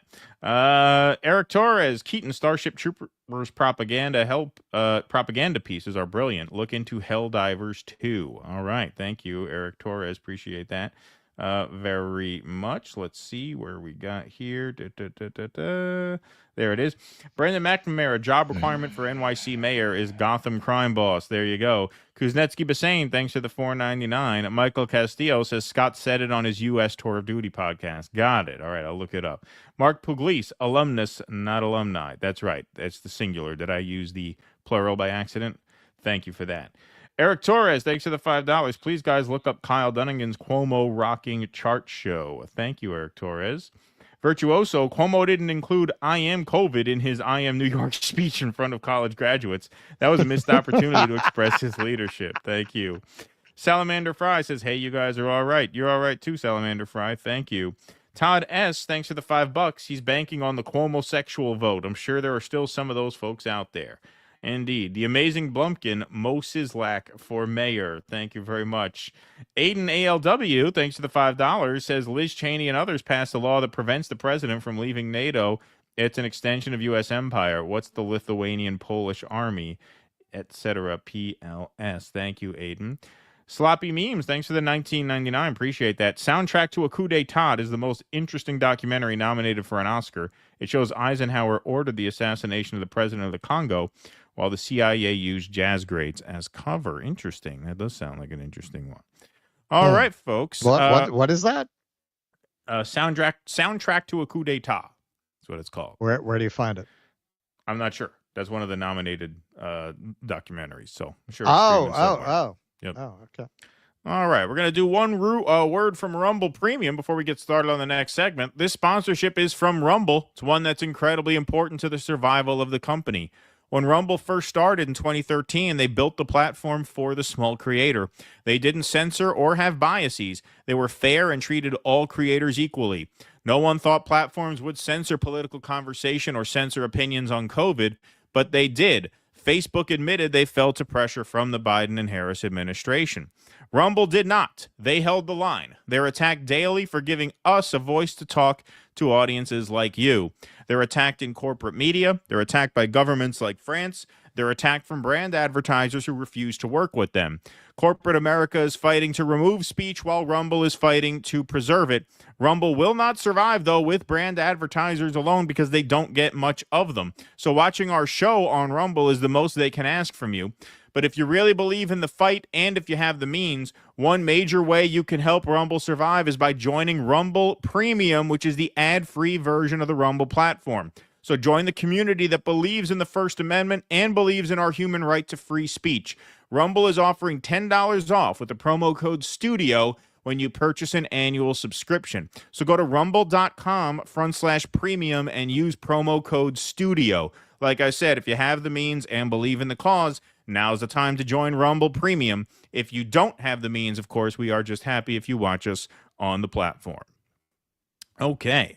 All right, let's keep on keeping on here. Thank you very much for being here, folks. 2,200 strong in the YouTube chat, 1,200 strong in the Rumble chat. Smash that like button, smash that subscribe button. How are we doing on likes? Wherever you are, we're at 891. Let's hit it. 891, we are there.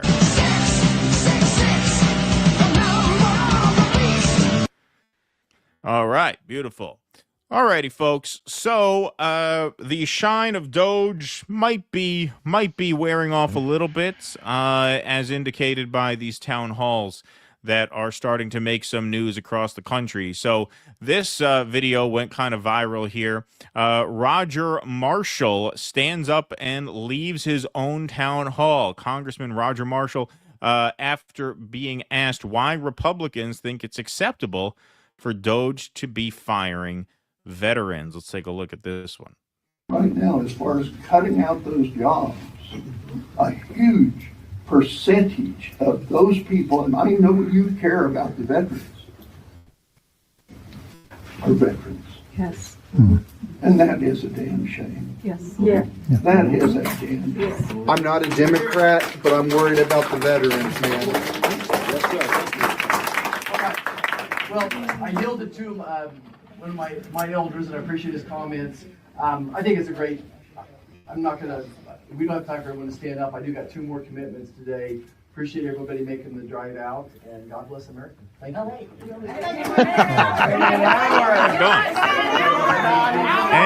I was like Bob Roberts. Don't take crack. It's a ghetto drug. Yeah. We're gonna take pictures with you, buddy. Right? So they're saying, hey, it's not time yet. You know, you still have plenty of time. It's a senator, but pardon me, I said congressman. He's a senator from Kansas, so not exactly the bluest of areas. Here's another one. Just spotted this on YouTube from Representative Keith Self's town hall in Wiley, Texas earlier today. Another large, angry crowd at a Republican town hall in a deep red district. Sound on. Here we go. Is the DOGE program that's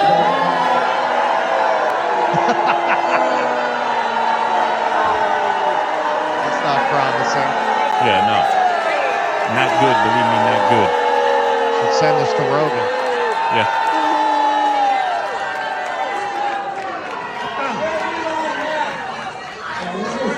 This is very closely akin to what They told this guy to go Keith himself. This is very closely akin to what Bill Clinton did between 1994. Bill Clinton only plans to cut 400,000 jobs. Keep digging.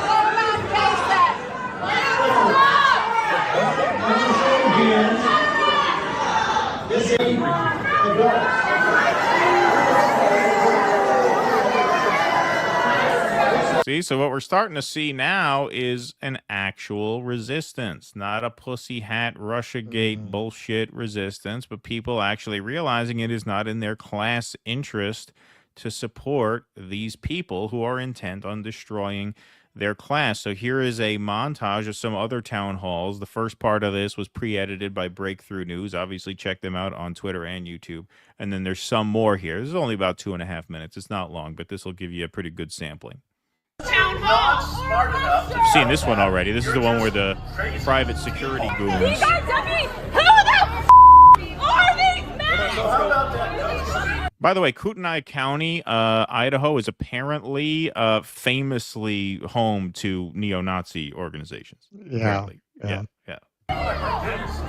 Good strudel. The people would like to know what you, congressmen, and your fellow congressmen are going to do to rein in the megalomaniac in the White House.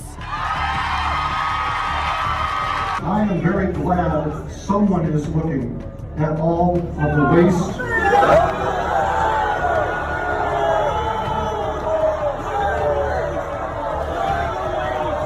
The fact that Elon Musk is there, he will be able to raise questions, and because of his fame and financial success, I think all of a sudden he's getting rid of the DEI. Oh, wow. I think That's you're living surprising. in the greatest time in American history. I think you would never see government is not immune and just because you have a government job doesn't mean it's a lifetime of commitment like the Supreme Court. There are jobs available. God has a plan and purpose for your life. Sir, are you concerned about my life? Mr. Alford! Mr. Alford! Vote you out! Vote you out! There's been a mandate to the president from the American people, am I correct? No! There's not a mandate by the American people. Wow, she didn't see that coming. 30%! The congressional budget office, you know what it's going to be by 2035? It's going to be $59 trillion. Did I tell you? Did I tell you? You've got people who pay more taxes. The top 1% of this country pays taxes. Yep. Not good, believe me. Not good. So Mike Johnson, Speaker of the House, was asked about his protests and about these protests, rather. And, he recycles an old line, the old trope. It's all AstroTurf. They're all paid. It's all fake. You have concerns that that's anything that Democrats will be able to use to run against those Republicans? No, because no, I don't. Because the videos you saw of the town halls were for paid protesters in many of those places. These are Democrats who went to the events early and filled up the seats. If the videos had panned You can't argue outside they the were all building, paid protesters, though, Mr. Speaker. Many of them were. A I don't know. Republican acknowledged they were his constituents. One Republican acknowledged they were his constituents. That's fantastic. Okay, but they had Democrats come and fill the seats early, all right? This is an old playbook that they pulled out and ran, and it made it look like that what is happening in Washington is... Oh, so you mean people who don't like you showed up to scream at you at the town hall? Sounds like AOC. Yeah, right, exactly. I mean, yes, like that is what's happening, is that the opposition is getting very fired up, even in very red areas like, Kansas, rural Texas, Missouri.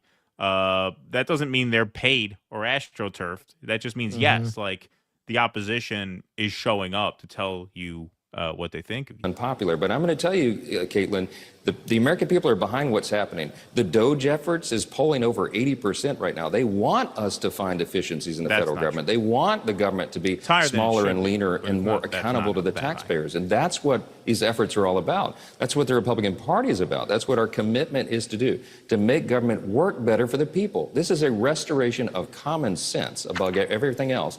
And I think the American people are going to remain in favor of what's happening here. All right. Well, NBC News, House Republicans hit the brakes. I swear to God, man, if it ever comes out that we actually are sending androids out into society to do jobs, Caitlin Collins is going to be the first one exposed. Yeah, exactly. Her eyebrows and her eyes are exactly like when they're trying to get AI robotics to do human facial expressions. It's just... Yeah. Nobody home.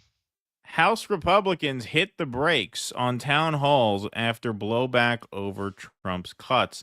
House Republicans are becoming wary and wary of in-person town hall meetings after a number of lawmakers have faced hometown crowds angry about the Trump administration's push to slash government programs and staffing. Party leaders suggested if lawmakers feel the need to hold such events, they do tele-town halls, or at least, bless you, vet attendees to avoid scenes that become viral clips, according to GOP sources. Oh, that's great. Yeah, you want to vet the attendees. So what? Only registered Republicans are allowed to attend Republican town halls? That sounds Sounds very Democratic.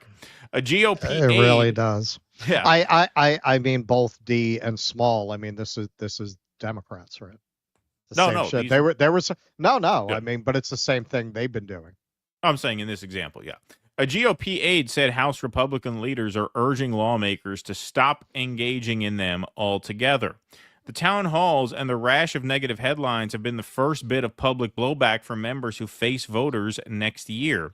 And the new reluctance to hold them indicates there are bubbling concerns about the impact the cuts could have on the GOP's chances of holding its thin majority in the House next year. The viral nature of video clips spreading from one district to another means a bad confrontation in safe Republican territory could influence voters in battlegrounds. Obviously, we're very aware of those headlines, a Republican National Committee official familiar with the dynamics said. I don't know that a specific edict is going to come down from on high that they need to stop or anything, but a message I believe has been clearly sent that this narrative should end very soon, the official said. Probably the best way for that to happen is no more town halls. Elon Musk's work still has the administration's support, period. All right, so there's two ways to look at this sort of fact pattern here unfolding in March of 2025. Number one, you could say better this happened in March of 2025 than September of 2026, where there's still time to maybe course correct and right the ship, or maybe time for this to make its way to the backs of voters' minds, depending on how things go between now and the midterms. The other way to look at that exact same fact pattern is this is supposed to be your honeymoon period. And the fact that you have, congressman after congressman and senator after senator being shouted down by angry constituents at town halls this early on is not a great sign for their midterm chances. So you can look at it either way. The Democrats are in no great shape. Their voters are angry with them as well. But when you make issues existential, you give your opponent a big boost. If they're talking about cutting Medicaid by $880 billion, the Democrats could run Hakeem Jeffries' toenail and it would win. Like when you make issues existential, you put yourself in a very bad position. And that's what they're doing now. And they're not wasting any time. The fact that they're moving so fast and going so hard means this is happening sooner than it would have under normal circumstances where, you'd see this honeymoon period where people are more optimistic about the fate of the country. This kind of punctured that. And the fact that you're seeing these kinds of town halls, it's not just one or two. That's why we waited to do this story, because they're not going to make a big deal out of one or two. These are now viral video after viral video after viral video of fairly old white voters in rural conservative areas showing up to express with great urgency that they don't support a lot of these cuts because they're being hurt by them. This is what Steve Bannon said. Steve Bannon said a lot of MAGA's on Medicaid. You can't do this. And they haven't even touched Medicaid yet because they're kind of afraid to. They're still trying to prime people for that, but they're having trouble even getting to that point. They're finding out Project 2025 is a cookbook. And Yes, they're on the menu. Right. Absolutely. And this is what's so insane about it. This is all about giving themselves tax cuts. Yep. That's it. It's not about saving the budget. It's not about balancing our books. It's about giving themselves tax cuts. If it were about that, they would actually, let's assume the best intentions. They'd go after these cuts and they would get rid of their tax cuts. Right? If it's really about balancing the budget, this is about looting the treasury. It is not about balancing the budget. If it were about balancing the budget, they'd get rid of the tax cuts, right? Right. All these years of Reaganomics, it's never worked. It's never actually boosted incomes for everybody to give rich people money because they don't need to put it back into the economy. It works very well for Wall Street. One of the reasons Wall Street keeps going higher and higher because you just keep giving these rich douchebags all this money. They throw it into the market. They throw it into bonds. They throw it into financial instruments. They don't put it into the economy. It doesn't help you. This is how greedy these people are. They have wealth that the pharaohs never even dreamed of. It's not enough. It's not enough. They still got to come for your Social Security. They still got to come for what little health care poor people have in a country that's notorious for its barbaric policies around health care. That is who is in charge. Now, in the end, does this really allow the Democrats to rebound? Listen, these people do not believe in democracy. Assuming that they're going to have free and fair elections with this crew, I wouldn't assume that. I would not assume that at all. All the shenanigans they told you went on in 2020, it would not surprise me if you get those shenanigans very transparently and for real all over the country with these guys in charge. Look at Curtis Yarvin. Look at the people that they admire. Look at their thought leaders. They literally have planned out getting rid of democracy in favor of a kind of modern day version of monarchy that would essentially be an all-powerful CEO. That's what they want. Are they going to, in states that they control, like where these town halls are they going to have free and fair elections? I have my doubts. I have very serious doubts about it. All right. Space 99, people protested government for pressuring social media platforms to suppress creators against their agenda, but say nil about Trump and Elon using times 4 their agenda. Yeah, no, absolutely. Absolutely. I mean, and you could see that on X. I mean, it's very, very obvious which accounts get boosted and which accounts, have a hard time. So 100% right.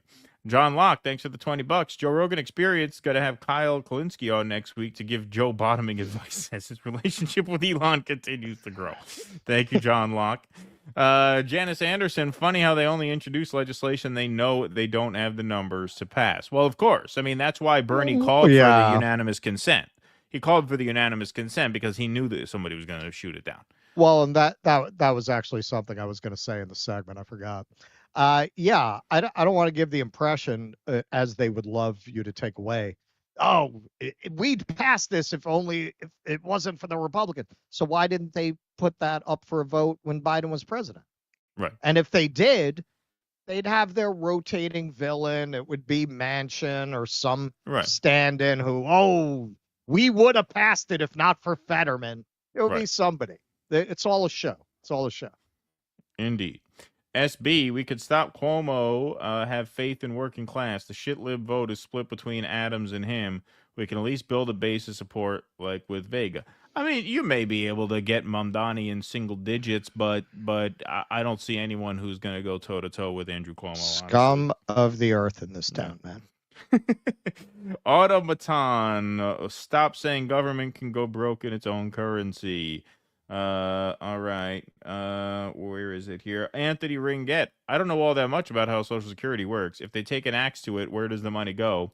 And why wouldn't we riot if billionaires steal it?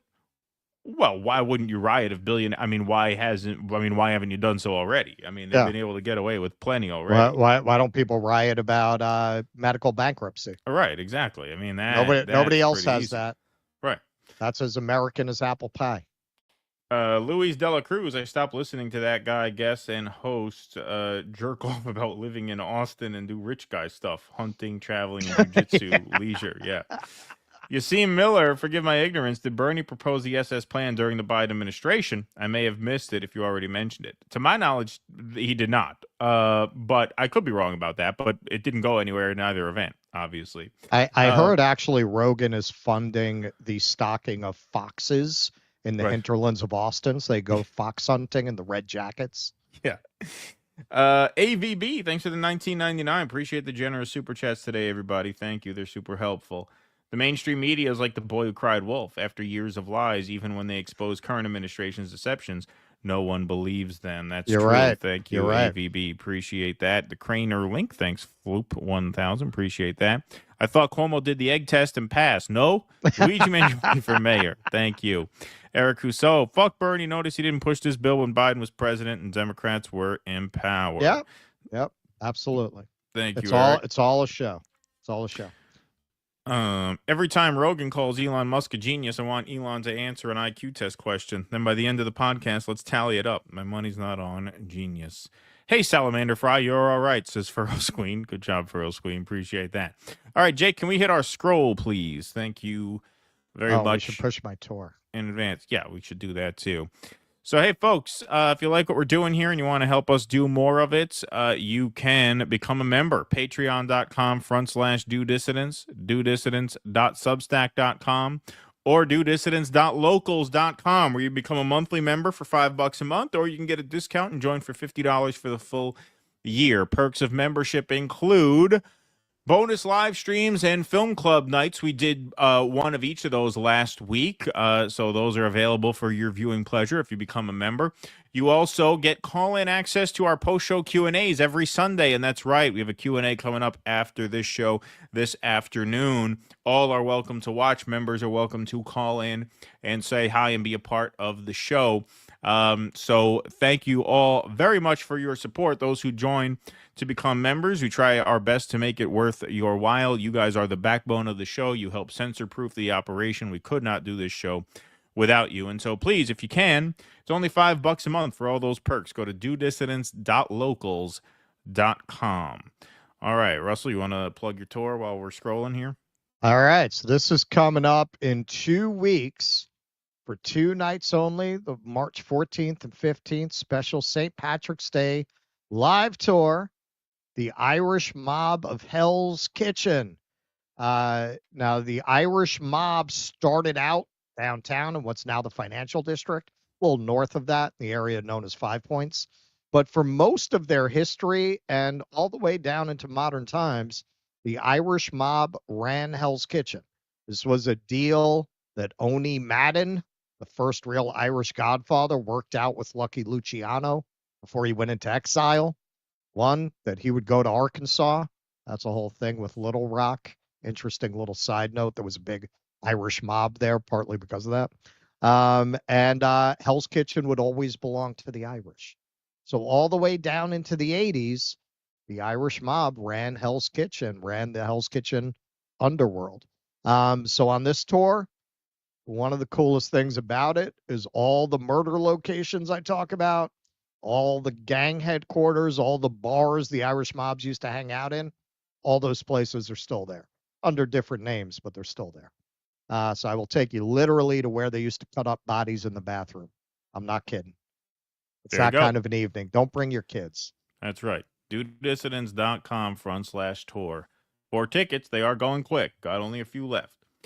Kay Biscaro, you guys could split this and put it towards your retirement. Thank you, Kay. Steve Bertram, thanks for the $5. Agree with what you're saying about Social Security, but let's not pretend Bernie's actually trying to do anything. Where was this when the Dems were in? Yeah, we understand that. We've gotten a lot of feedback on that. Yeah, but that's not the point. The point is, of the segment, was that it's very easy to make it solve it. It's very easy to solve that problem. That's not an argument. They're not going to tell you that. Right. They're not going to tell you that on X and Joe Rogan, where you're supposed to go for your information now. Right. Exactly. We are the entertainment for the rich, says Me Shoot Skeet. Yes, well put. Thank you very much. All right. We got a couple more segments before the Q&A. So let's go on. We have some Israel-Gaza news as the phase 1 of the ceasefire officially expired. So we have some developments on that. Fighting has not resumed in full force, but Israel has now cut off aid to try and pressure Hamas to extend phase 1. Yeah. In other words, Israel is committing more war crimes. Right. Because, it's Sunday. Right. Israel halts all aid entry into Gaza as U.S. Now take it down. Oh, lifts partial arms embargo. Israel halted all entry of humanitarian aid and goods into the Gaza Strip on Sunday and warned of further consequences. They even sounds like Nazis. Yes. There will be further consequences after Hamas refused to fight monsters. You become the monsters you fight. After Hamas refused to accept its proposal to extend the first phase of the fragile ceasefire deal. This followed a U.S. announcement that it would expedite the delivery of $4 billion in military aid to Israel and reverse a partial arms embargo from the Biden administration. On Sunday morning, thousands of aid trucks were seen piling up at the Egyptian side of the Rafah crossing after Israel closed its checkpoints into Gaza. The first phase of the Hamas-Israel ceasefire expired Saturday, and negotiations for the second phase, which would ultimately lead to the end of the war, have been stalled for weeks. Quote, Prime Minister Netanyahu has decided that, as of this morning, all entry of goods and supplies into the Gaza Strip will cease, the Prime Minister's office said in a statement, adding, if Hamas continues its refusal, there will be further consequences. Yeah, and I just want to very quickly interject this because it's very important. Israel wants to extend phase one of the deal because they want to get as many hostages back as they can without committing to a permanent ceasefire. Right. So phase two of the deal calls for a full hostage exchange and a permanent end to the war. Israel wants all the hostages back, but they don't want to permanently cease fighting. So what they want to do is extend phase one to get more hostages back in phase one so that they can get them back without having to commit to a permanent ceasefire. They want both. They want all their hostages back and they want to keep fighting. And the reason Netanyahu is not going in guns blazing yet, and we hope that this never happens, but the reason he's not doing it yet is because he knows he needs his hostages back. So they want to prolong phase one to extend this to get as many people back in phase one without committing to phase two. Sorry, go ahead. Egypt, which helped broker the original ceasefire deal, condemned Israel's closure of Gaza, with the foreign minister Badr Abdelati accusing Israel of using aid as a weapon of collective punishment and starvation. What else is new? Bassem Naim, a senior official for Hamas's political bureau, said Israel was sabotaging the existing three-phase ceasefire agreement both sides had signed in January. He condemned Benjamin Netanyahu and the Trump administration for what he called a blatant coup against the ceasefire deal, adding that Israel bears all the responsibility for escalating the situation and for the lives of the people on both sides. Israel's announcement came after Netanyahu held an overnight security meeting where Israel adopted a plan by U.S. Special Envoy to the Middle East, Steve Witkoff, that proposed extending the first phase of the 6-week ceasefire through Ramadan and Passover, rather than moving to the second phase of negotiations outlined under the original agreement. Under Witkoff's proposal, half of the remaining hostages, including the bodies of those who have died, would also be released on the first day, with the remaining released when both sides successfully negotiate a permanent ceasefire, according to Netanyahu's office. Hamas has refused the proposal, insisting that the ceasefire talks proceed to the second stage, which would see the release of additional hostages and prisoners, the withdrawal of Israeli forces from Gaza, and lead to a permanent end to the war. Hamas said Israel's decision to halt aid amounted to blackmailing and urged mediators U.S., Egypt, and Qatar to put pressure on Israel to implement humanitarian protocol under the ceasefire. Since the ceasefire agreement came into effect on January 19th, more than 10,000 aid trucks carrying food, medicine, and tents have arrived in Gaza, according to the United Nations top aid official, Tom Fletcher. The first phase also halted months of fighting and saw the exchange of 33 Israeli and 5 Thai hostages for nearly 2,000 Palestinian prisoners and detainees. The current war began with the Hamas-led terror attack on October 7, 2023, in which about 1,200 people were killed and another 251 were captured, according to Israeli officials. We can go on. These figures are pretty familiar to us, and they're not accurate anyway. They're not going to mention to you the fact that many of the people were killed by Israel's own directives. Yes. What is that? Directive Hannibal? The Hannibal Directive. Israeli far-right The lawmakers. long legs directive. The long, exactly. Yeah. Israeli far-right lawmakers welcome Netanyahu's decision to block aid. The decision we made last night to completely halt the entry of humanitarian aid into Gaza is an important step in the right direction. The threshold of the gates of hell. Israeli Finance Minister Bezalel Smotrich posted on X on Sunday. This is one of the many reasons. It's almost like commenting on the stupidity of a dumb animal. But this is one of the things that drives me insane about the lib virtue signaling around Ukraine and how much they don't like Putin. Right, exactly. Really? So you think Putin is the greatest evil and we're standing up against Putin for moral reasons, but we're allied with these literal Nazi criminal scum. Yep. He then called for the gates of hell to be opened as quickly and as lethally as possible. Wow. Not much room for interpretation there. Nope. By Sunday morning, this is a man in the government. This isn't like this isn't like a rando. Yeah. By Sunday morning, Israeli forces had killed at least 4 people across Gaza. Dr. Marwan Al-Hams, Director General of Field Hospitals, told NBC News. Okay, I think that's we've covered it. So just absolutely horrible. We knew this was going to play out this way. Netanyahu is just playing for time, trying to get as many hostages as he can. And he has Trump's full backing on continuing a genocidal campaign of ethnic cleansing of Gaza so they can open a casino or whatever the fuck Trump is talking about over there. Yeah. I mean, it was a mystery what would happen over the weekend because we knew that March 1st was the end of phase 1. And we knew there was a risk that, the sort of full-scale violence would resume.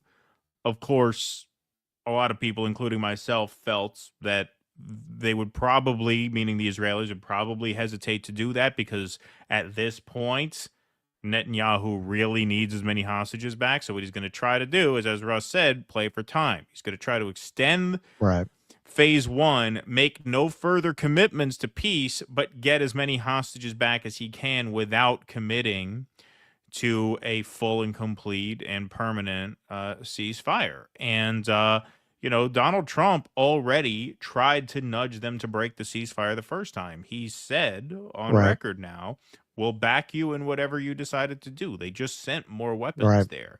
So this could restart any day. Could restart tonight. Don't forget. I mean, people think this is like facetious. Israel has a way of ramping up attacks during big nights. They attacked on the Super Bowl in 2024. Tonight's Oscar night. When all eyes are off of them is when they could make a big move. They've used that exact tactic in the past. Big game is on. A big cultural event is on in America where all eyes are on the TV looking at some bread and circus event. So obviously, knock on wood, we hope to God that does not happen. But yeah, it's a very, very precarious situation right now. And obviously, negotiations are at a standstill because the deal is supposed to be a full hostage exchange a full hostage release in exchange for a ceasefire. And Netanyahu does not want to commit to that, largely because of guys like Bezalel Smotrich there, the finance minister, who is just, I mean, if you could imagine, he has more blood in his eyes than Netanyahu. Netanyahu is actually being pressured from his right flank, if you could imagine such a thing. He's the moderating force. He's the moderate. Exactly. I mean, it sounds crazy, but it's true. Also because his corruption trial will continue if this That too. So he's kind of, I mean, look, he's between a rock and a hard place in that his political career is done if he stops the war, and it's also done if the hostages don't come back. So he's just biding for time. He's just trying to buy himself as much time as possible, get as many people back as possible. But this could go to hell, or as they say, the gates of hell could open at any moment. It's a very, very tense time. And yes, at this point, they have the full and explicit backing of the United States to go ahead and handle this however they wish with weapons that we are sending them out the door without any conditions or hesitation, 2,000-pound bombs. Yeah. I know this is the honeymoon phase and everything. You see a lot of people say Donald Trump's going to go down in history as one of the greatest presidents. No, he's probably going to go down in history as perhaps the worst president by the time this is all over. I know a lot of simps are going to say, no, what are you talking about? What he's doing is great. Talk to me in a year. Talk to me in a year when the Middle East is on fire and the economy has gone off a cliff. Tell me about how he's going to go down in history as one of the greatest presidents. Yep. Certainly a strong possibility, I think. Anthony Ringette, thanks for the $10. I'd love to ask Elon what the purpose of a company like Tesla is. It's not to save the environment. If he's not enriching the population in addition to himself, he doesn't deserve to be in business. Janice Anderson, thanks for the $4.99. Reagan rebranded the already proven failed horse and swallow economic policy in practice from 1880 to 1920s as trickle down. Same results. Yes, the Gilded Age. Lex B, thanks for the $20. Appreciate what you do and the time you take to make an informed argument. Please don't become slaves to the algorithm or audience. More Americans are about to experience hell all for tax cuts for billionaires. United, we win. Absolutely. Thank you, Lex. Appreciate that. Listen, man, if we were going to go for the cash, we would have gone that way. That's right. We would have gone that way. In fact, we are planning as of now to take our first day off in many a month, probably a first year and a half on Tuesday. So what we're going to do, folks, is on Tuesday, I'm going to cut together a little documentary version of the Worker Strike Back festivities, and we'll premiere that in lieu of a live stream on Tuesday. We will be back on Thursday. Now, if some earth-shattering news breaks, then yeah, we'll jump on a live. But we do plan on taking the first breather in a couple years that we've actually taken. Yeah, literally. Yes. So we are going to take a personal day on Tuesday. That's the plan for now. We will have content for you. I'm going to cut together like a documentary piece on all the Worker Strike Back conferences, speeches, interviews, mashups, and things like that. So we will premiere that at 2 p.m. But we'll be live again Thursday at noon. We got one more segment, and then we're switching over to Rumble for the Q&A. And one more segment, we're going to end on a light note. It is Oscar Day, so Russ prepared a little Oscar segment for us. And if you want to start heading over to Rumble, you can do dissidents.com/Rumble. That's the link. That's where we are playing the penis vagina clip. That's right. We're doing it. Finally. I can finally justify playing that clip. All right, so 2025 Oscars are tonight. I have literally, I'm going to be aging myself. I know you all thought I was in my 30s. I have not watched the Oscars since Dances with Wolves beat Goodfellas for like everything. Yep. That was it. That showed me the whole thing was a sham, and I never watched it again. Literally, that was the last Oscar ceremony. It's all fake. It's all fake. It's all rigged. It's all rigged. You're gonna tell me that was a real election? The 2025 Oscars are right around the corner. Former late night talk show host Conan O'Brien is set to host Hollywood's biggest night, where stars such as Demi Moore, Ariana Grande, and Edward Norton are battling it out for the film industry's top honors. Sources say nobody cares.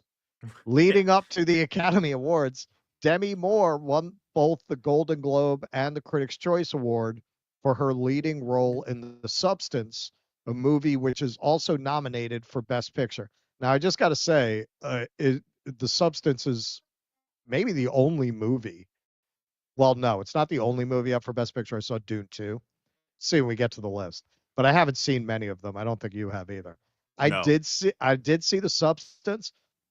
Okay. I do have a soft spot in my heart for Demi. Back in the day, I definitely thought she was the sexiest of the Brat Pack. She was kind of tangentially Brat Pack. Right. Vocal fry thing. I always thought it was really hot on her.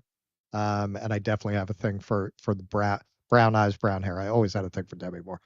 But I always thought she was a better actor than she was given the opportunity to be. I always felt like she was pretty good. She just didn't get cast that way. This obviously very late in life, late in her career, that was probably the performance of her career. I mean, I thought she was unreservedly great in that movie. So I would love to see her win. I doubt she will. It's such a genre movie. I think she'll win. You think so? Yeah, I she's mean, a big star. You know, she was a big that star. that's This the is a argument comeback that she. performance. You know, Yeah, that is the argument because she's been around for so long. Like it kind of pulls at the heartstrings. Oh, Demi Moore. right? Everyone had written her off, and Right. look at her turning in this great performance in her dotage. Right. So yeah, maybe. I hope so. Leading up to the okay, so the substance other first-time nominees in the lead actress race include Fernanda Torres for I'm Still Here. Yeah, fuck her. She still owes me money. Mikey Madison for Honora. Supposed to be good. Again, haven't seen it. Carla Sofia Gascon for Amelia Perez. More on that later. So yes, that is a transgender act something in that category. They are joined by previous two-time nominee Cynthia Erivo for Wicked. Many of the nominated performances came from films which were also nominated for Best Picture. Amelia Perez received the most nominations this year with 13 and was joined by Nickel Boys, The Brutalist, Conclave, A Complete Unknown, The Substance, I'm Still Here, Honora, Wicked, and Dune Part 2. Okay, so yeah, I saw 2. The Substance and Dune Part 2. Which is definitely not going to win Best Picture. Although I thought it was the most successful attempt to adapt that novel of all time. Meaning I thought it was good, actually. Other first-time nominees this year include Kieran Culkin for A Real Pain, Zoe Saldana for Amelia Perez, Ariana Grande for Wicked, Guy Pearce for The Brutalist, Isabella Rossellini for Conclave, and others. That's supposed to be good too. Yeah, people are saying great things about that Conclave. People are saying it's the best movie about the Catholic Church in which nobody touches a little boy ever made. Yeah. Previous nominees Cynthia Erivo, Edward Norton, and Felicity Jones joined the. Hang on, did I already read that?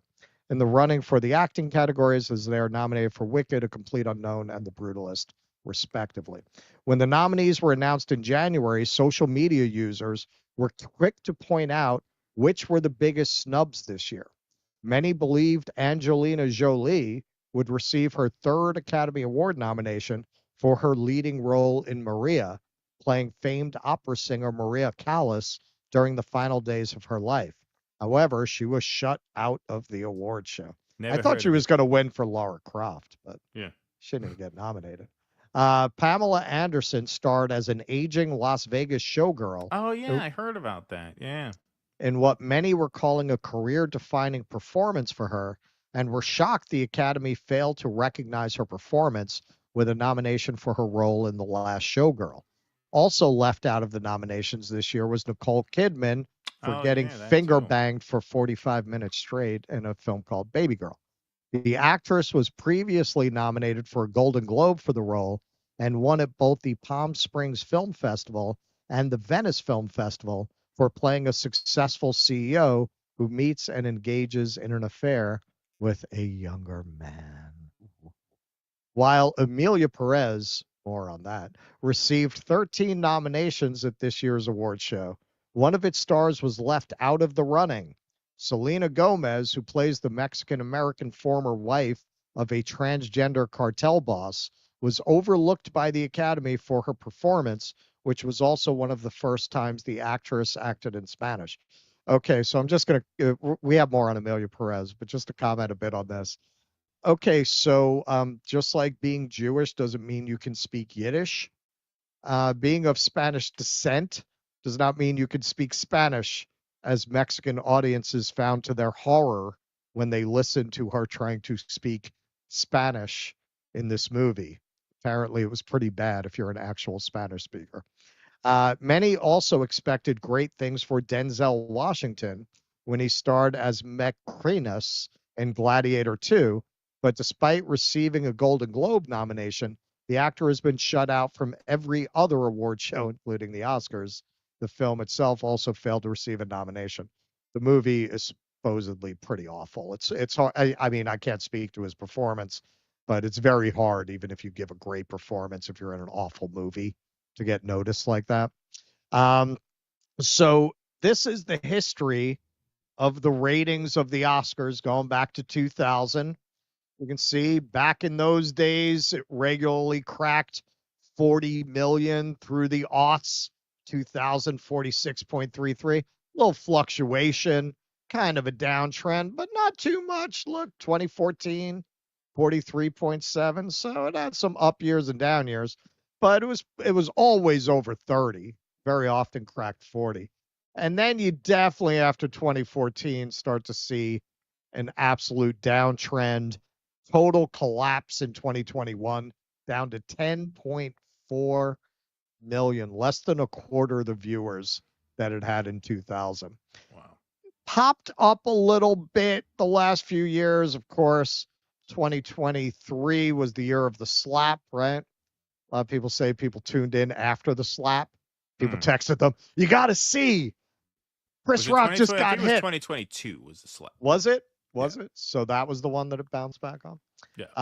So then, Well, it makes sense that the year after COVID would be no good because not a lot of movies came out, and sure, no one yeah, there gave a was shit. nothing running.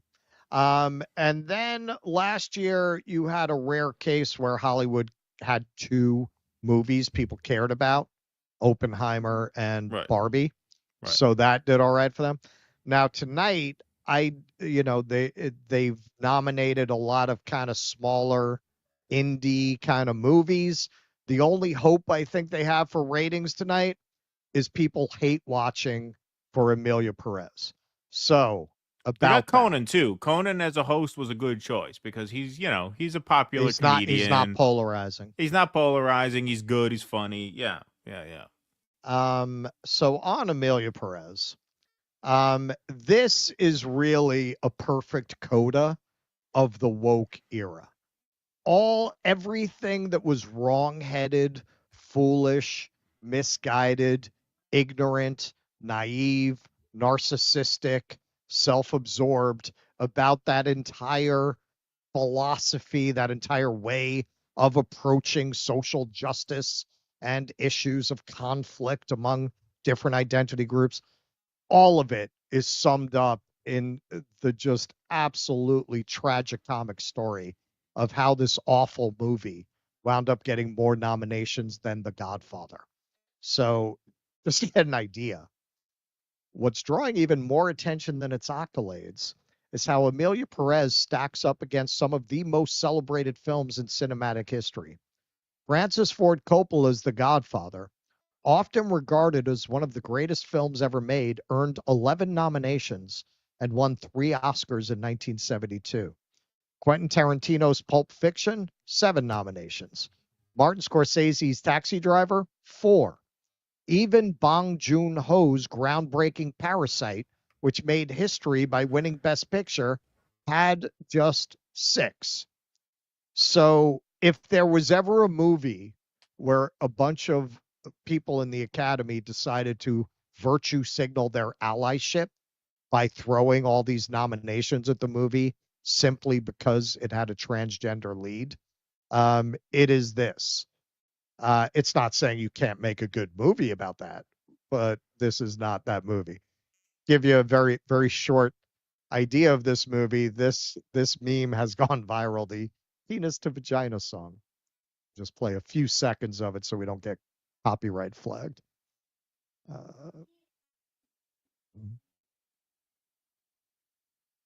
Man to woman. From penis to vagina.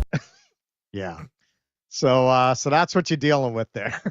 Oddly enough, Sean Baker, who made Honora, which I haven't seen yet, I'm sure is really good. He made The Florida Project, which is excellent. It's one of my favorite movies of this century. It was a great movie. It came out in 2017. He actually made a movie about a trans prostitute, which was very acclaimed. I haven't seen it. He shot it on an iPhone. It made a big splash because of how he shot it. Ultra low budget. That was supposedly really good too. But yeah, I'm rooting for Honora for that reason, just because I like that director.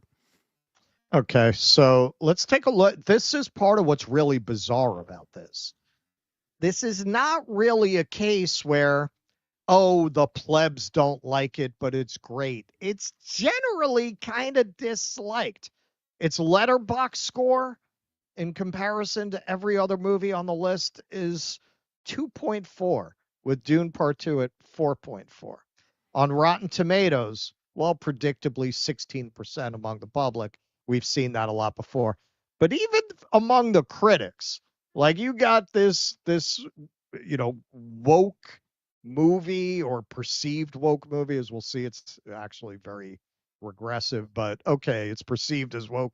And even the critics are only giving it 72%. With 13 nominations, a movie, have you ever seen a movie with that many nominations that got kind of a score from the critics? Yeah, critically it was not a huge hit. And Rotten Tomatoes is a little deceptive because 72% means 72% liked it. That doesn't mean 72% loved it.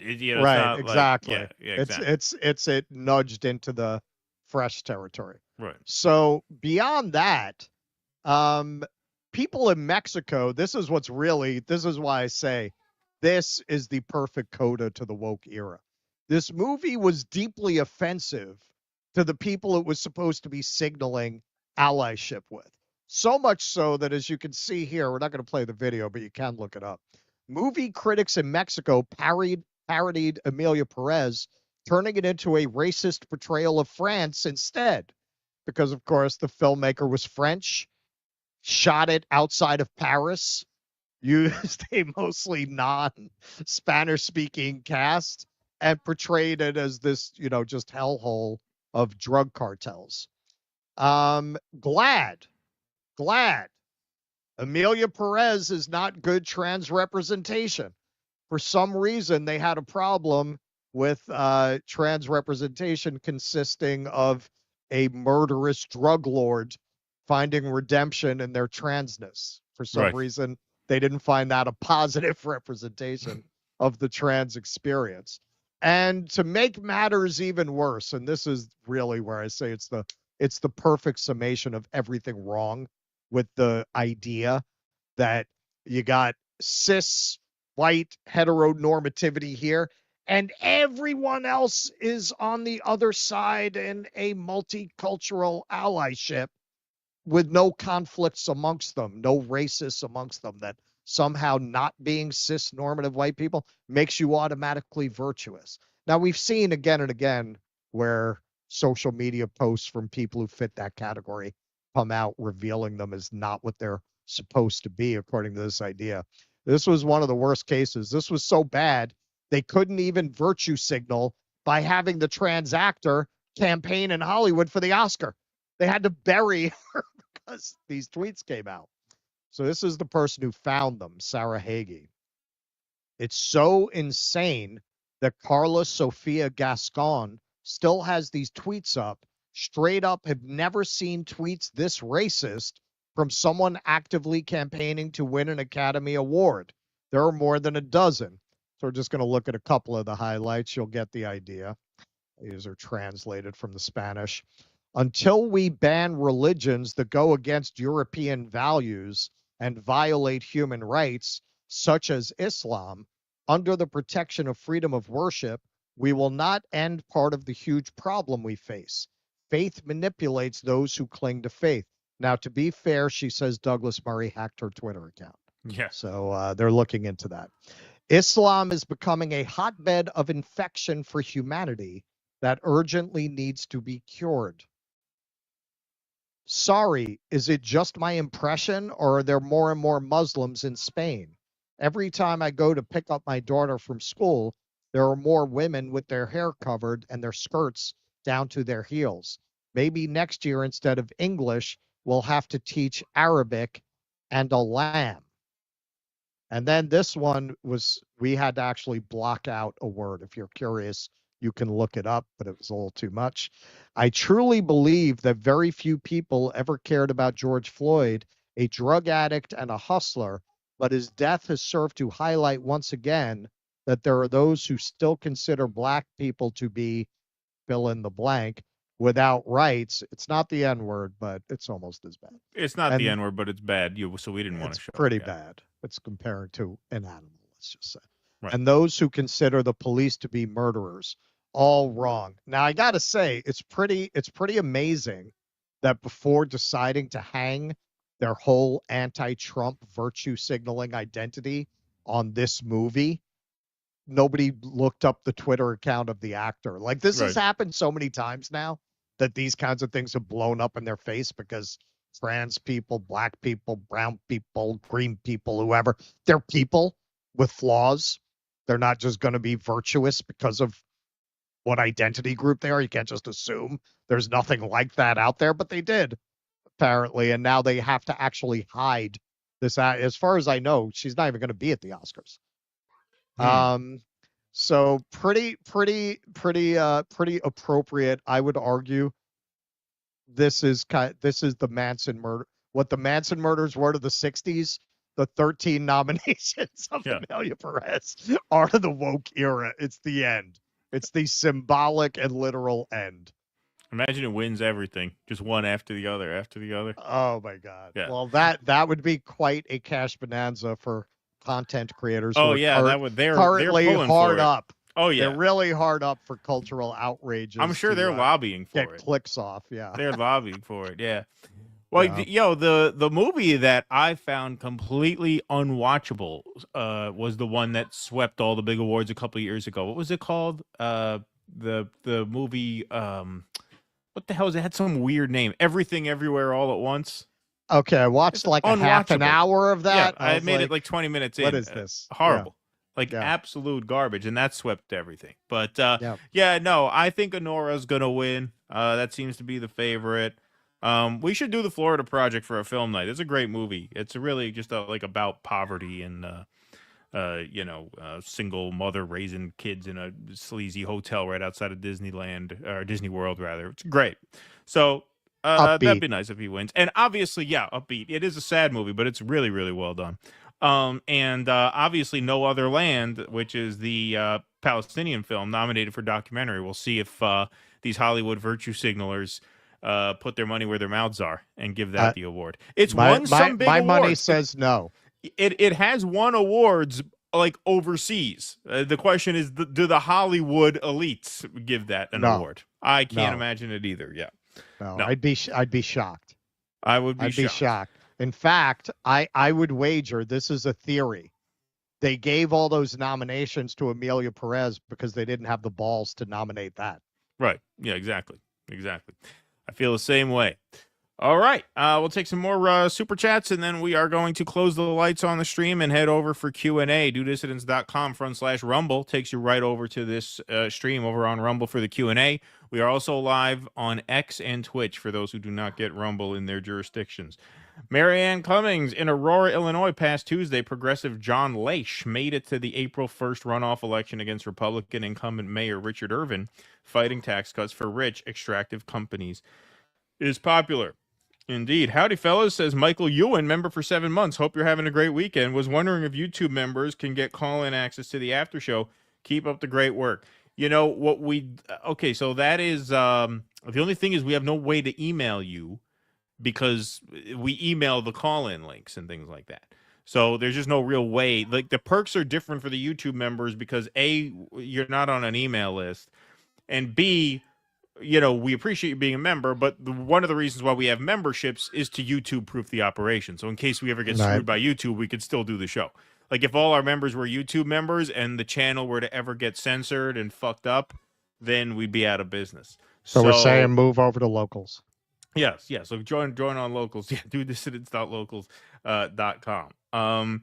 JM, thanks to the $9.99. I thought they didn't believe in hell. BB is a sick motherfucker. Yes, he is. Keep up the good work. Trump voice. People are saying you're as good as my friend Jeffrey. Yes, thank you, JM. Appreciate that. Louise Brooks says Honora was wonderful. That and The Substance were the only two I liked. I liked The Substance. You didn't like Dune 2? Did you see it? It was very good. Don't know if you saw it. Yeah, I liked The Substance. I definitely liked it. I didn't love it, but I liked it. It was good. It was certainly crazy. I think I was more bullish on The Substance than you. Yeah, you probably were. I mean, to me, the body horror it kind of all feels derivative of Cronenberg and The Fly. And especially, I won't spoil anything, but yeah, at the end, they're going to combine in this gross, super weird thing. And yeah. So, I mean, it was like, it was good. It wasn't bad, but, I didn't love it. Kenman G, how do you guys deal with the nihilistic reality that even if workers get rights, they will lose everything to AI anyways? Oh, no, that is a good question. I mean, that I often cite that, when we talk about economic theory and stuff like that. I think, that's the big caveat to all these economic theories. All these theories presuppose an ever expanding industrial base. What happens when the people presiding over the industry decide to consciously shrink it down? So yeah, that's a good question. I mean, my hope, to seriously answer your question, my hope lies in the fact that autocrats, authoritarians, and fascists, they do tend to lose in the end because they overreach, right? And they underestimate the capacity of people to find solidarity under circumstances of desperate need. Yep. And you are starting to see that. That's why we did the town hall segment. You are starting to see rumblings of that. Boo, boo, boo, old crone from The Princess Bride. I'm full of film quotes tonight. There you go. Oh, Louise Brooks says, whoops, yes, love Dune 2. There you go. So she did see Dune 2. Mike Johnson, extremely sponge-worthy. Sounds just like the narrator from The Waltons. Sponge-worthy is he? 007 Angelo, Zelensky is so high in his own farts and coke, President Tweaker, that he still doesn't realize how badly he fucked up. He better practice puckering up when he has to kiss Putin's ass. Nina can't. I have to say at least Mark Alford showed up for his town hall in Kansas City. The other half of Kansas City, Emmanuel Cleaver, has a teletown hall. He's been doing that for years. POS. Thank you, Nina. 007, Angelo, did you guys pick up when Zelensky was demanding the license to build their own air defense systems? That's our top secret tech. He has some balls to ask for that. Blank State, DC here. Thanks so much for sharing my GoFundMe the other day. Still looking for a new spot vehicle for me and 2 dogs. Storage unit only option currently. Oh, that's horrible. GoFundMe.com/recovering from electrical fire. Yep, there is the link. Right there, scrolling across the bottom of the screen. So you can screenshot that, folks, and rewind the stream.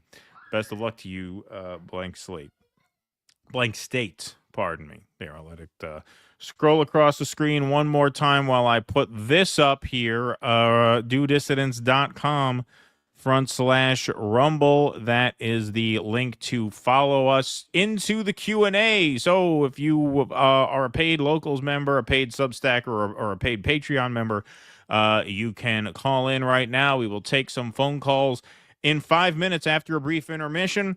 The plan is, barring any earth-shaking news, to premiere our Workers Strike Back documentary on Tuesday at 2 p.m., so it will not be live that day unless something drastic happens.